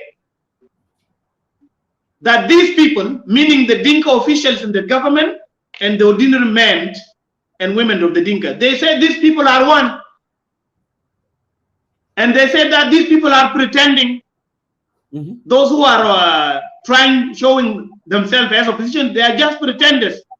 They are exchanging roles. So when Jonkor speak here, when DengDit Ayok speak here, when Wolatak speak here, when Moses Makere speak here, when Winde Marial, or many other brothers that come and speak here, when they see us speaking, they say these people are not true opposition. That these people are members of Jiang Council of Elders, and they are just pretenders, and they are exchanging roles with their uncles and their fathers who are in the government. Should this be a speech of an opposition that is seeking change for all the people of South Sudan? This is a question that we ask now. Something that is so unfortunate. They also say that some are pretending to be opposition, but they are not. They are one with the government. That's what they say. They exploit mistakes and wrong policies of the government's official, such as issues of land, killings and burning of villages, crimes of rapes, and displacement of civilians in different parts of the country. And they attribute all these wrongdoings to Jiang as a society, not to the government. And when we come to this forum, we condemn all this as citizens of the country. And we sympathize with our people who are suffering in Equatoria, the people who have suffered in Upper Nile and even in Barghazal. But we are told that you are not true opposition. What does this mean? Yep. Does it mean that when you are a Dinka, you are not supposed to oppose the government? Do we oppose the government on tribal basis, or do we oppose government because we are citizens and we are convinced that this government has failed and that it must be changed, whether you are a Dinka or any of our tribes? There is no logic in this, and we have to be very realistic. When this paper of Dr. Carol Berger surfaced, they took it as their holy Bible, and they intensively preach its content as an absolute truth without questioning the authenticity of the paper, because it served their political agenda, it served the hatred that they have, it served the agenda of tarnishing the image of Jin community and leading media warfare against the Dinka people, not the government of the Republic of South Sudan. This is what is happening. When many South Sudanese from Dinka community disagreed with them and challenged the authenticity of Carol Berger paper, which they have deliberately taken as an absolute truth, they resorted to accusing them as members of Jin Council, as you have said, Brother Jonkor, without providing any evidence that can support their accusations or their claim. When somebody disagrees with you in your opinion, you cannot accuse him that he is a member of Jin Council of Elders and you don't have evidence. It means that they have to agree with your opinion, whether they like it or not. That's what it means. And this is a wrong political argument, which is not supposed to become from well-educated young people who are supposed to be leaders of tomorrow. So let me continue. Ladies and gentlemen who are watching this show, there is no doubt in my mind that SOMA, as a political organization, اسمع هنا يا جونكور والناس اللي بيستمعوا، ان احنا قاعدين نتكلم عن الاعضاء بتاع سوما، وسوما ده عباره عن تحالف الحركات السياسيه المعارضه في السودان الجنوبي، وهم بيتكلموا هنا في السوشيال ميديا ان احنا بنحترمهم شديد يا جماعه، because they are our brothers and they are struggling like us. لكن هم الترند او الاتجاه اللي هم ماشيين فوق ده اتجاه بتاع الخطاب قبلي، او خطاب بتاع انه يعني يكون في خطاب موجه ضد الدينكا. ولما نحن ندعو للوحده بتاع السودانيين الجنوبيين يقول لنا لا ده ما الوحده الحقيقيه. نحن بندعو للوحده بتاع السودانيين الجنوبيين ليه؟ لانه لازم نوحد الناس. لما توحد الناس بتقدر تتفاهم لقدام عشان تجيب بها التغيير السياسي. كويس؟ ده الحاجه اللي احنا بنقول هنا، لكن يعني بقى قاعد يكون في خطاب مضاد للخطاب بتاعتنا انه these are fake people simply because بس ده عشان ابناء الدينكا. يعني ده كلام يعني غلطه كبيره بيرتكبوها الاخوه بتاع الاوبوزيشن، وبعدين كوادرهم يعني الناس معروفين.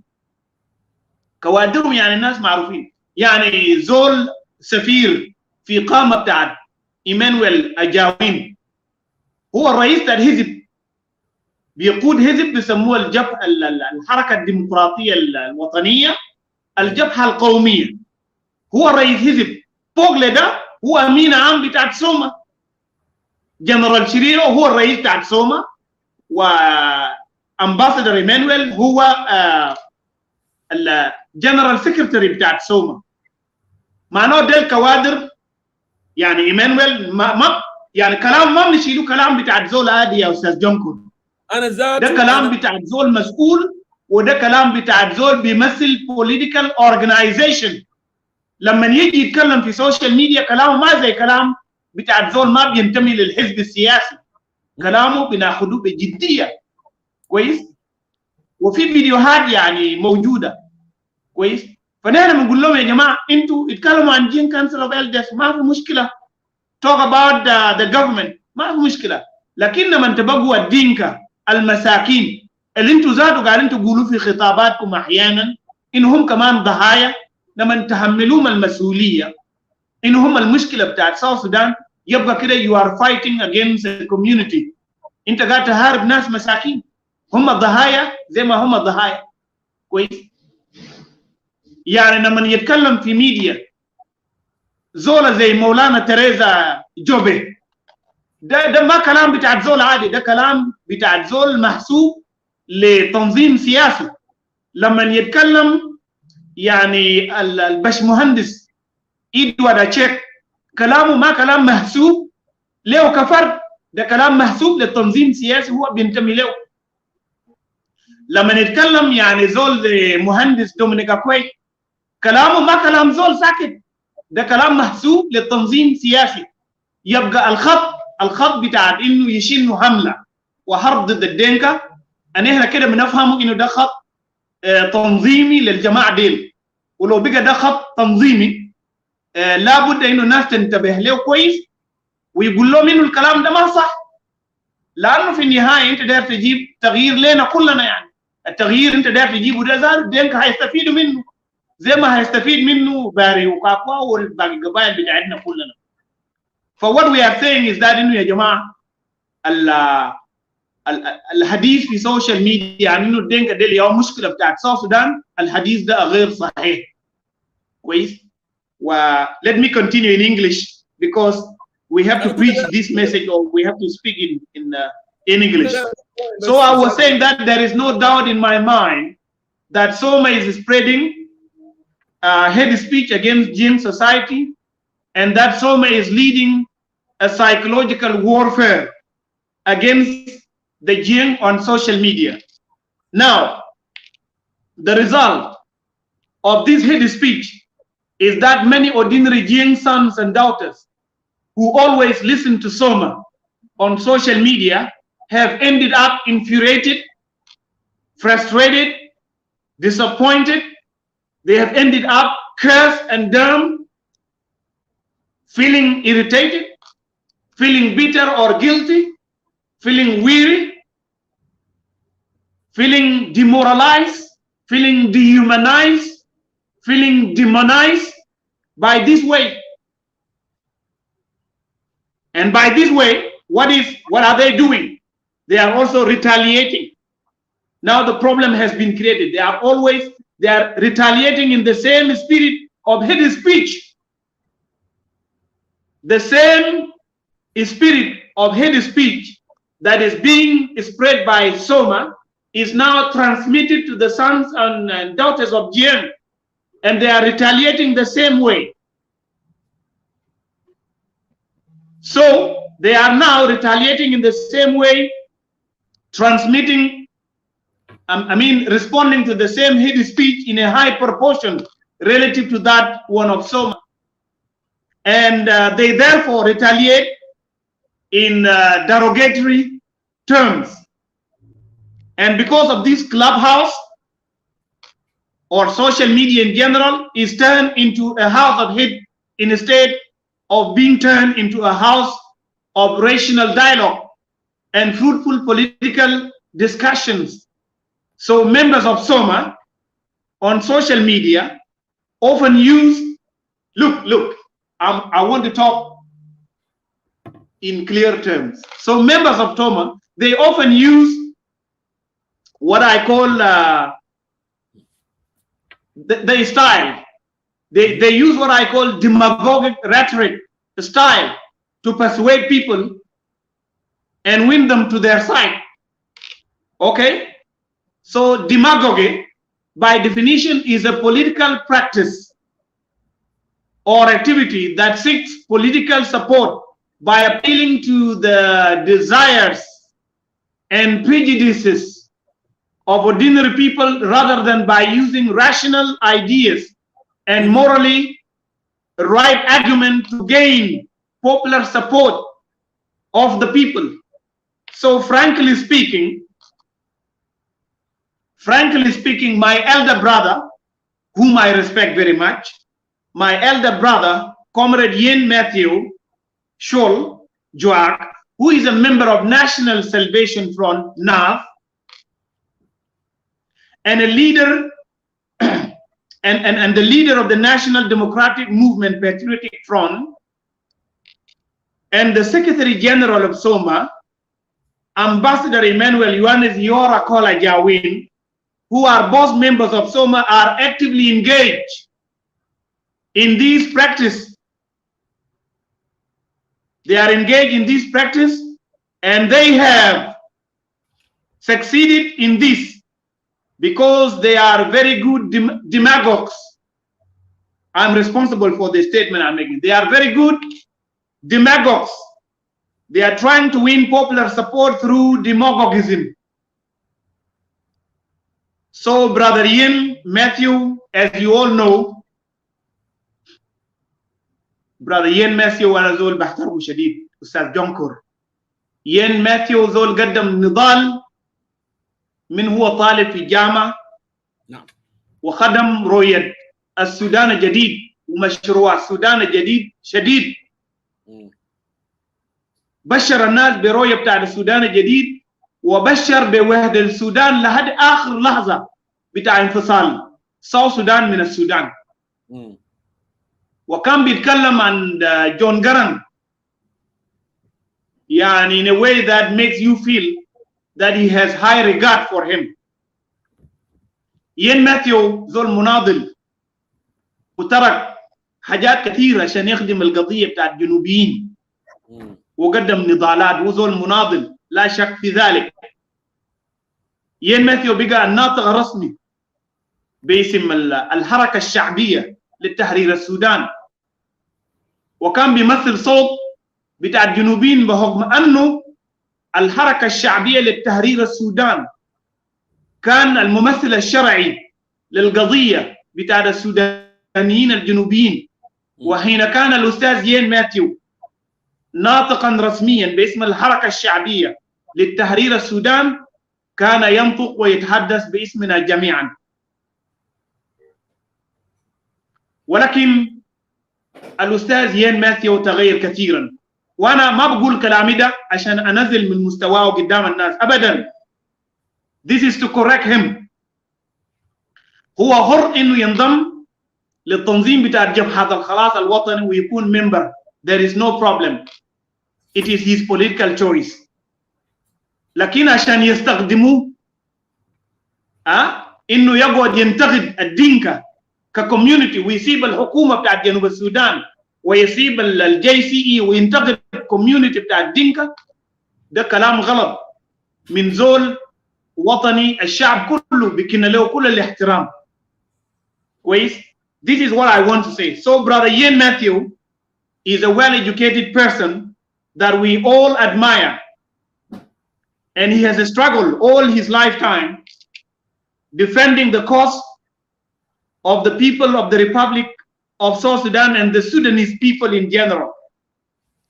He is a good public speaker, and there is no doubt that he is an asset to the Republic of South Sudan. He sometimes behaves in a very clever manner by using sciences, literature, psychology, and the knowledge that he has acquired over years in his studies to support his claims. And there is nothing wrong with that. But his intended goal to create good impression on his listeners and members of the general public. And if you talk to him and explain obvious fact without giving one or two scientific evidence to support your idea or your claim, he would definitely consider you as someone who is not persuasive enough to talk to him. In other words, not intellectual enough to confront his simple arguments. There is no doubt that Mr. Emmanuel Ajawin, who is the ambassador and the leader of the NDM-PF, is also an educated, highly educated person. And he sometimes does this. He does this. What do I mean here? He does exercise demagogic, agitated speech. He sometimes does it, but not very perfectly. 3 years ago, dear brothers and sisters who are listening to the show, 3 years ago, Soma was exercising what is called political coercion against the sons and daughters of Jing community on the issues that were related to the JCE. They were saying that all Jing sons and daughters must condemn and disown JCE. Correct. To prove that they were nationalists. And when the sons and daughters of Jing condemned the JCE, they accused them of being members of JCE. So that was political coercion. When they condemn, when the sons and daughters of Jing condemn and denounce and actually disown the JCE by political coercion that was exercised by these members of Soma, they came up with another thing, such as issues of land, continuing their scheme of political coercion.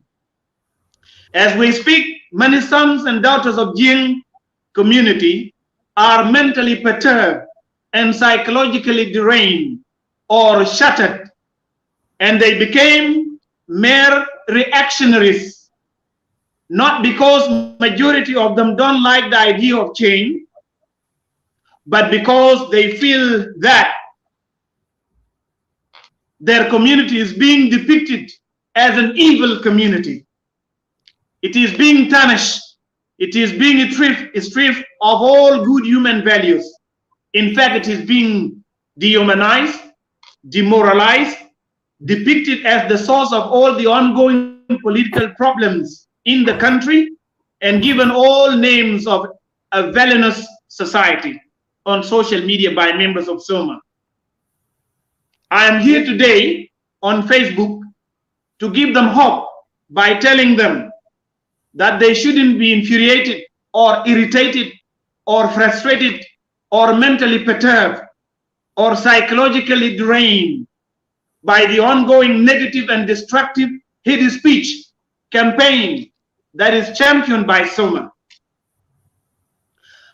I was in a room organized by Soma last week.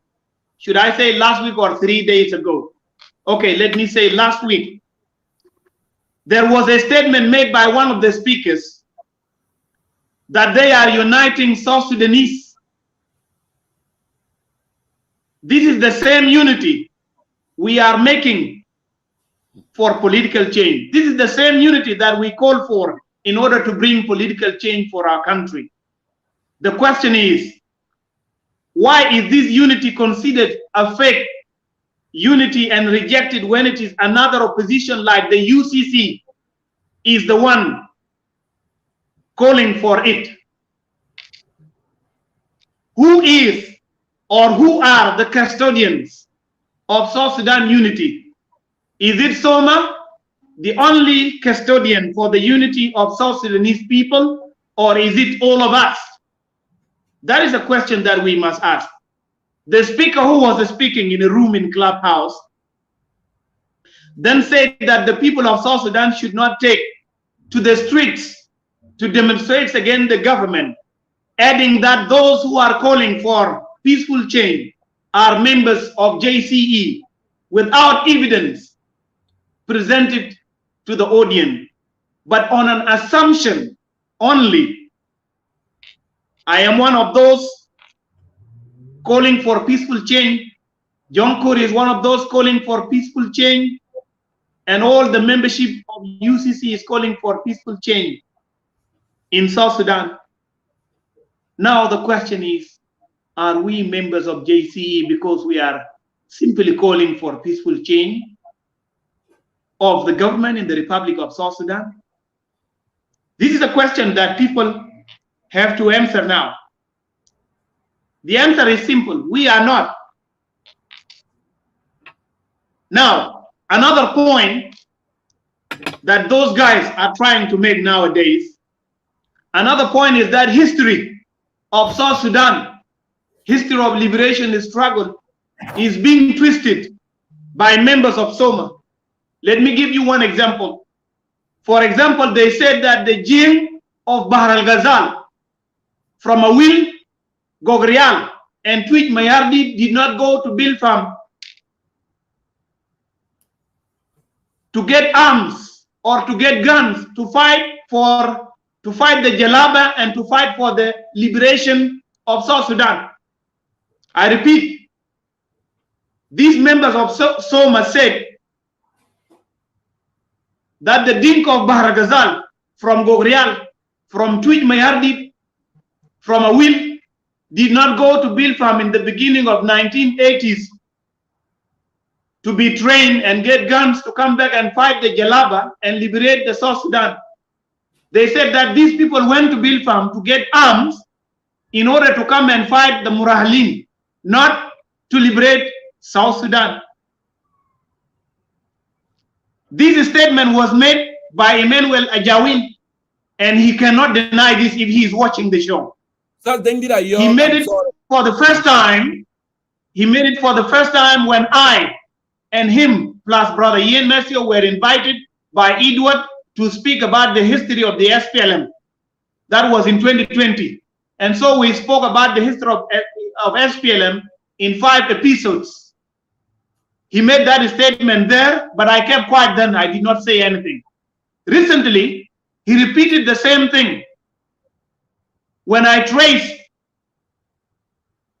the source of the statement, do you know what I found? What I found was that the statement he used is actually from one of the books written by Professor Adwok Nyaba.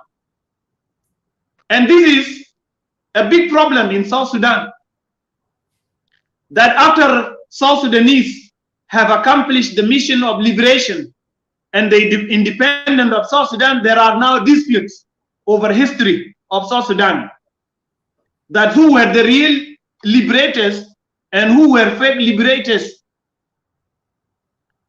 Soma is also doing this, and this is very sad. We are saying that we are all liberators. We liberated South Sudan all together. You cannot say that one community did not fight and that the other community fight. Now, what is the difference between Emmanuel Ajawin saying this statement and some arrogant sons and daughters of Jim who are telling other people that we liberated you? What is the difference? No. There is no difference. And if there is no difference, because many government supporters are saying this, there is no difference. And if there is no difference, then there is no hope for change. I want to interject a point here. You know? I am serious, Mr. Jonkor, and I'm responsible for whatever I'm saying here. Correct. Yes, go ahead. The point that I want to interject with that, DengDit, not surprised, I conducted a live broadcast on June 3rd, 2020. When Ambassador Emmanuel Ajawin categorized the member of Dinka community that actually they are those the followers and they are those the blood related, which is from Madaniyat Islamiyya, Ahl Sunnah wa Ahl Adam. And not everybody is going to understand this unless you study, Madaniyat Islamiyya in Sudan. That actually Dinka, they are, regardless, they are talking out here, fi Ahl al-Bayt, which is Naz Warab, and Haul Warab, Manadak Dikulu, wa Ahl Sunnah, wa Adbar Rasul. They are following the Prophet, which is he categorized President Kiir like a prophet. Not only that, we have no problem, Jonkor, about him talking about President Kiir. Let him talk. No problem. No, I don't have any problem about President Kiir, but generalizing, bringing the community that actually they are simply. Yes, that's the point. That's the point that I want to make. Okay, and the idea that you brought the issue of the history, disputing, and when you call Dr. John Garang Mabior, that actually plagiarized the ideas of the SPLM, SPLA from Polisarian Liberation Movement in Western Sahara, Jabhat Polisari for Sahara, Western Sahara. Gal actually, Dr. John Garang, he copy and paste from there. So he wanted to undermine him, actually did not have an idea of liberation. Simply what? This is what we have been talking about all day long because it's the Dinka. That's what he has. That's the concept. Okay, Gal Jabhat Polisario was found in 1978, and SPLM was found in 1978. SPLM was not found in 1978 even. I still have the clips. I can play that clip anytime. Well, they copy the ideas of liberation movement from Jabhat Polisario. You see? Now, I'm not surprised when you say that Ugal, Dinka of Northern Barkazal and Gogrial and all this did not go to the bill pump. Well, he called us foreigner anyway. I am from Northern Barkazal. He said we came from Senegal. He said we are not a South Sudanese. And this is as someone who leading political organization, and one day he can be leader of that country, try to alienate the citizen of the country, which is I am one of them.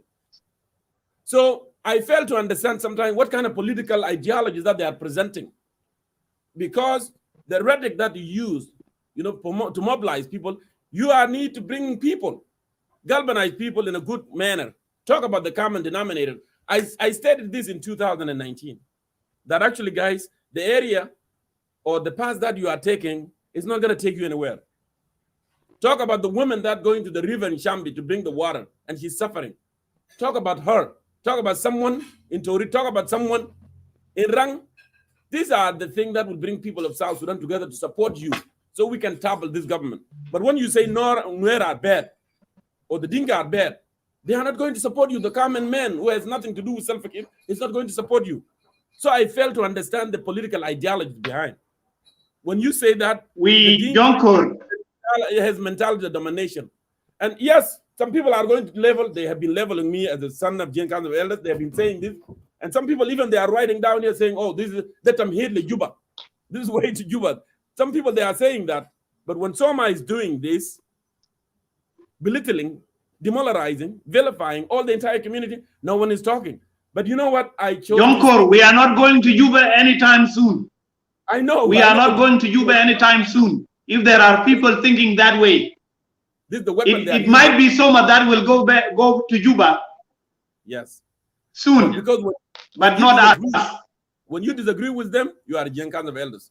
When you disagree with them, oh, you are going to Juba. But yeah, Jama, the facts are facts. There is no alternative. We must tell the truth.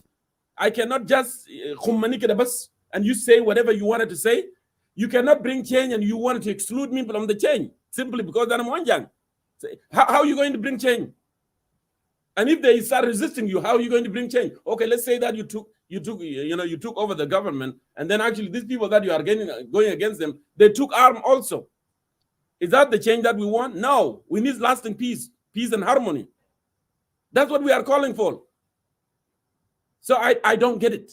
I don't get it from my brothers. Now they are taking the book, this paper of Karl Berger and running away with it.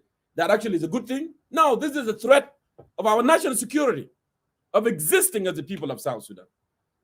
Ustaz DengDit, I'm so sorry I took long. Just go ahead and continue, please.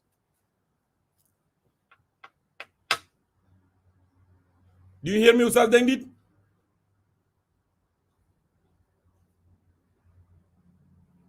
I think we have some issues with the Ustaz DengDit connecting. Hopefully we'll come back. Let's do this.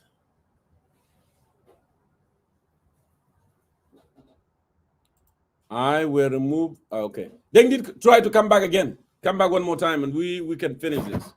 Come back. This is so insane. So insane. ننادي بالوحدة يقول وحدة مزيفة. نقول يا جماعة عشان الحكومة دي تمشي كلنا مع بعض. No, you cannot be trusted because simply you are a Dinka.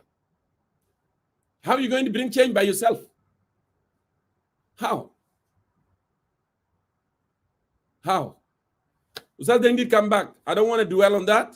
I want to give an opportunity to DengDit to continue with this issue of Karl Berger writing this very controversial.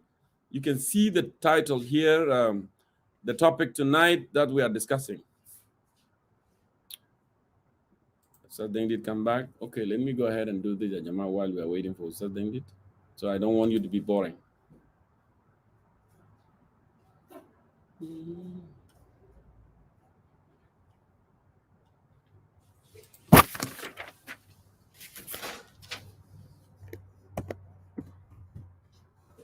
I hope DengDit didn't run out of.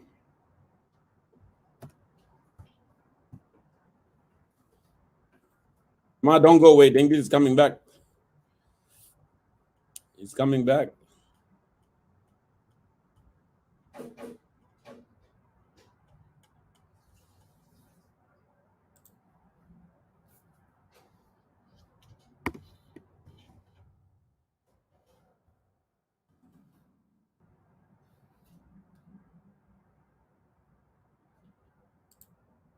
Why aren't you the landlord?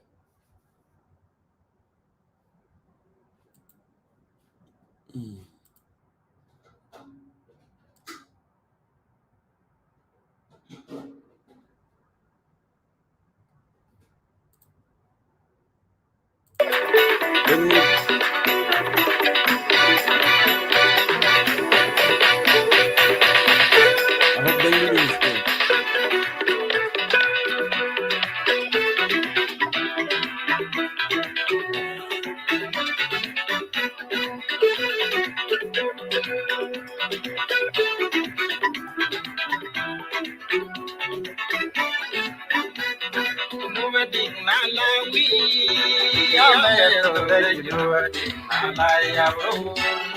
You could invent you the nobody Malawi. I'm a tourist, nobody Malawi. You could invent you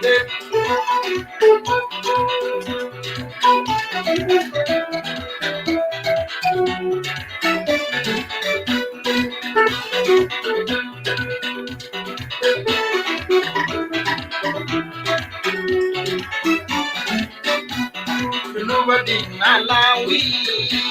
I'm a tourist, nobody Malawi. You could invent you the nobody Malawi. I'm a tourist, nobody Malawi. You could invent you the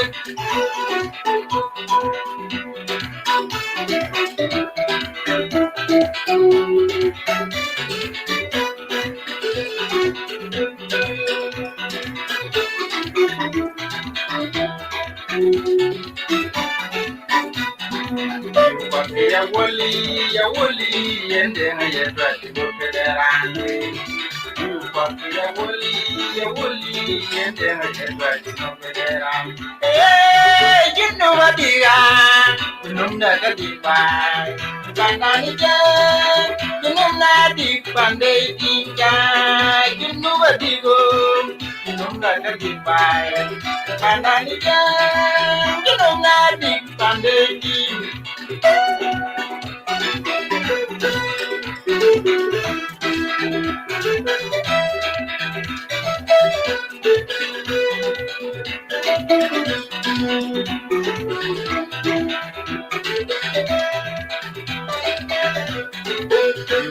Ya woli, and then I try to go to the rand. You walk ya woli, and then I try to go to the rand. Hey, you know what you got? You know that the band, and Bandanija, you know that the Panday Dinka, you know what you go, you know that the Bandanija, you know that the Panday Dinka.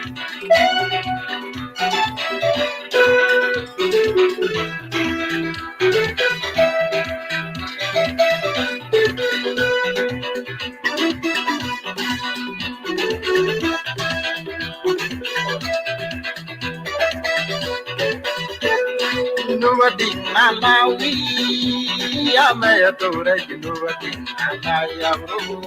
Hey, you could invent you the nobody Malawi, I'm a tourist, nobody Malawi. Hey, you could invent you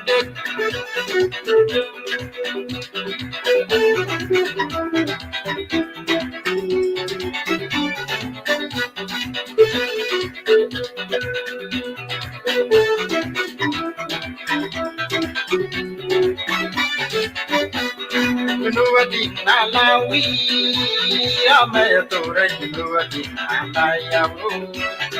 You could end and you did. Nobody allow me. I'm a door. Nobody allow you. You could end and you did.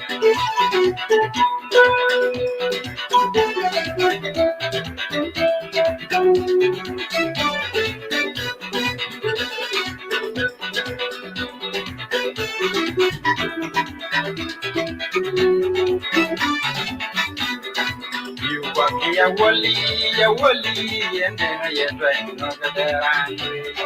You walk ya woli, and then I drank no good. Hey, you know what you got? Numda by Bandani, you know, Nadik Bande Dinka, you know what you go. You know, Nakati Banda, Bandani, you know, Nadik Bande Dinka.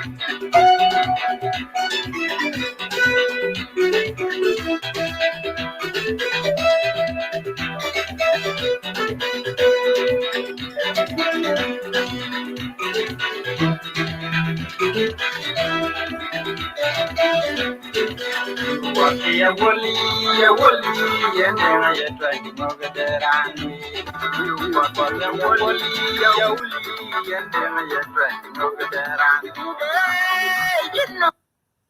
Welcome back. It seemed like Ustaz DengDit has some difficulties. We have more question and answer. Kuna netmanna network to continue so we can continue this program. But it seemed like we are not going to continue at this point. But we will continue as I promise al-halaqadi at wasil. Because if you really, like I said from the beginning, a true nationalist, you should not be ashamed for speaking the truth. And this is what I've been doing for the last 5 years. The last 5 years. Any threat to our national security, we will continue to address that issue. Even though within our own position, if someone become against the people of South Sudan, we must address that. So thank you so much for being part of Concerned Citizen of South Sudan. Thank you for watching tonight. We will continue this episode with Ustaz DengDit next week and week after that. And also we are going to be talking about the impact of hate speech that has been spread among South Sudanese on the social media. So thank you so much and have a lovely night.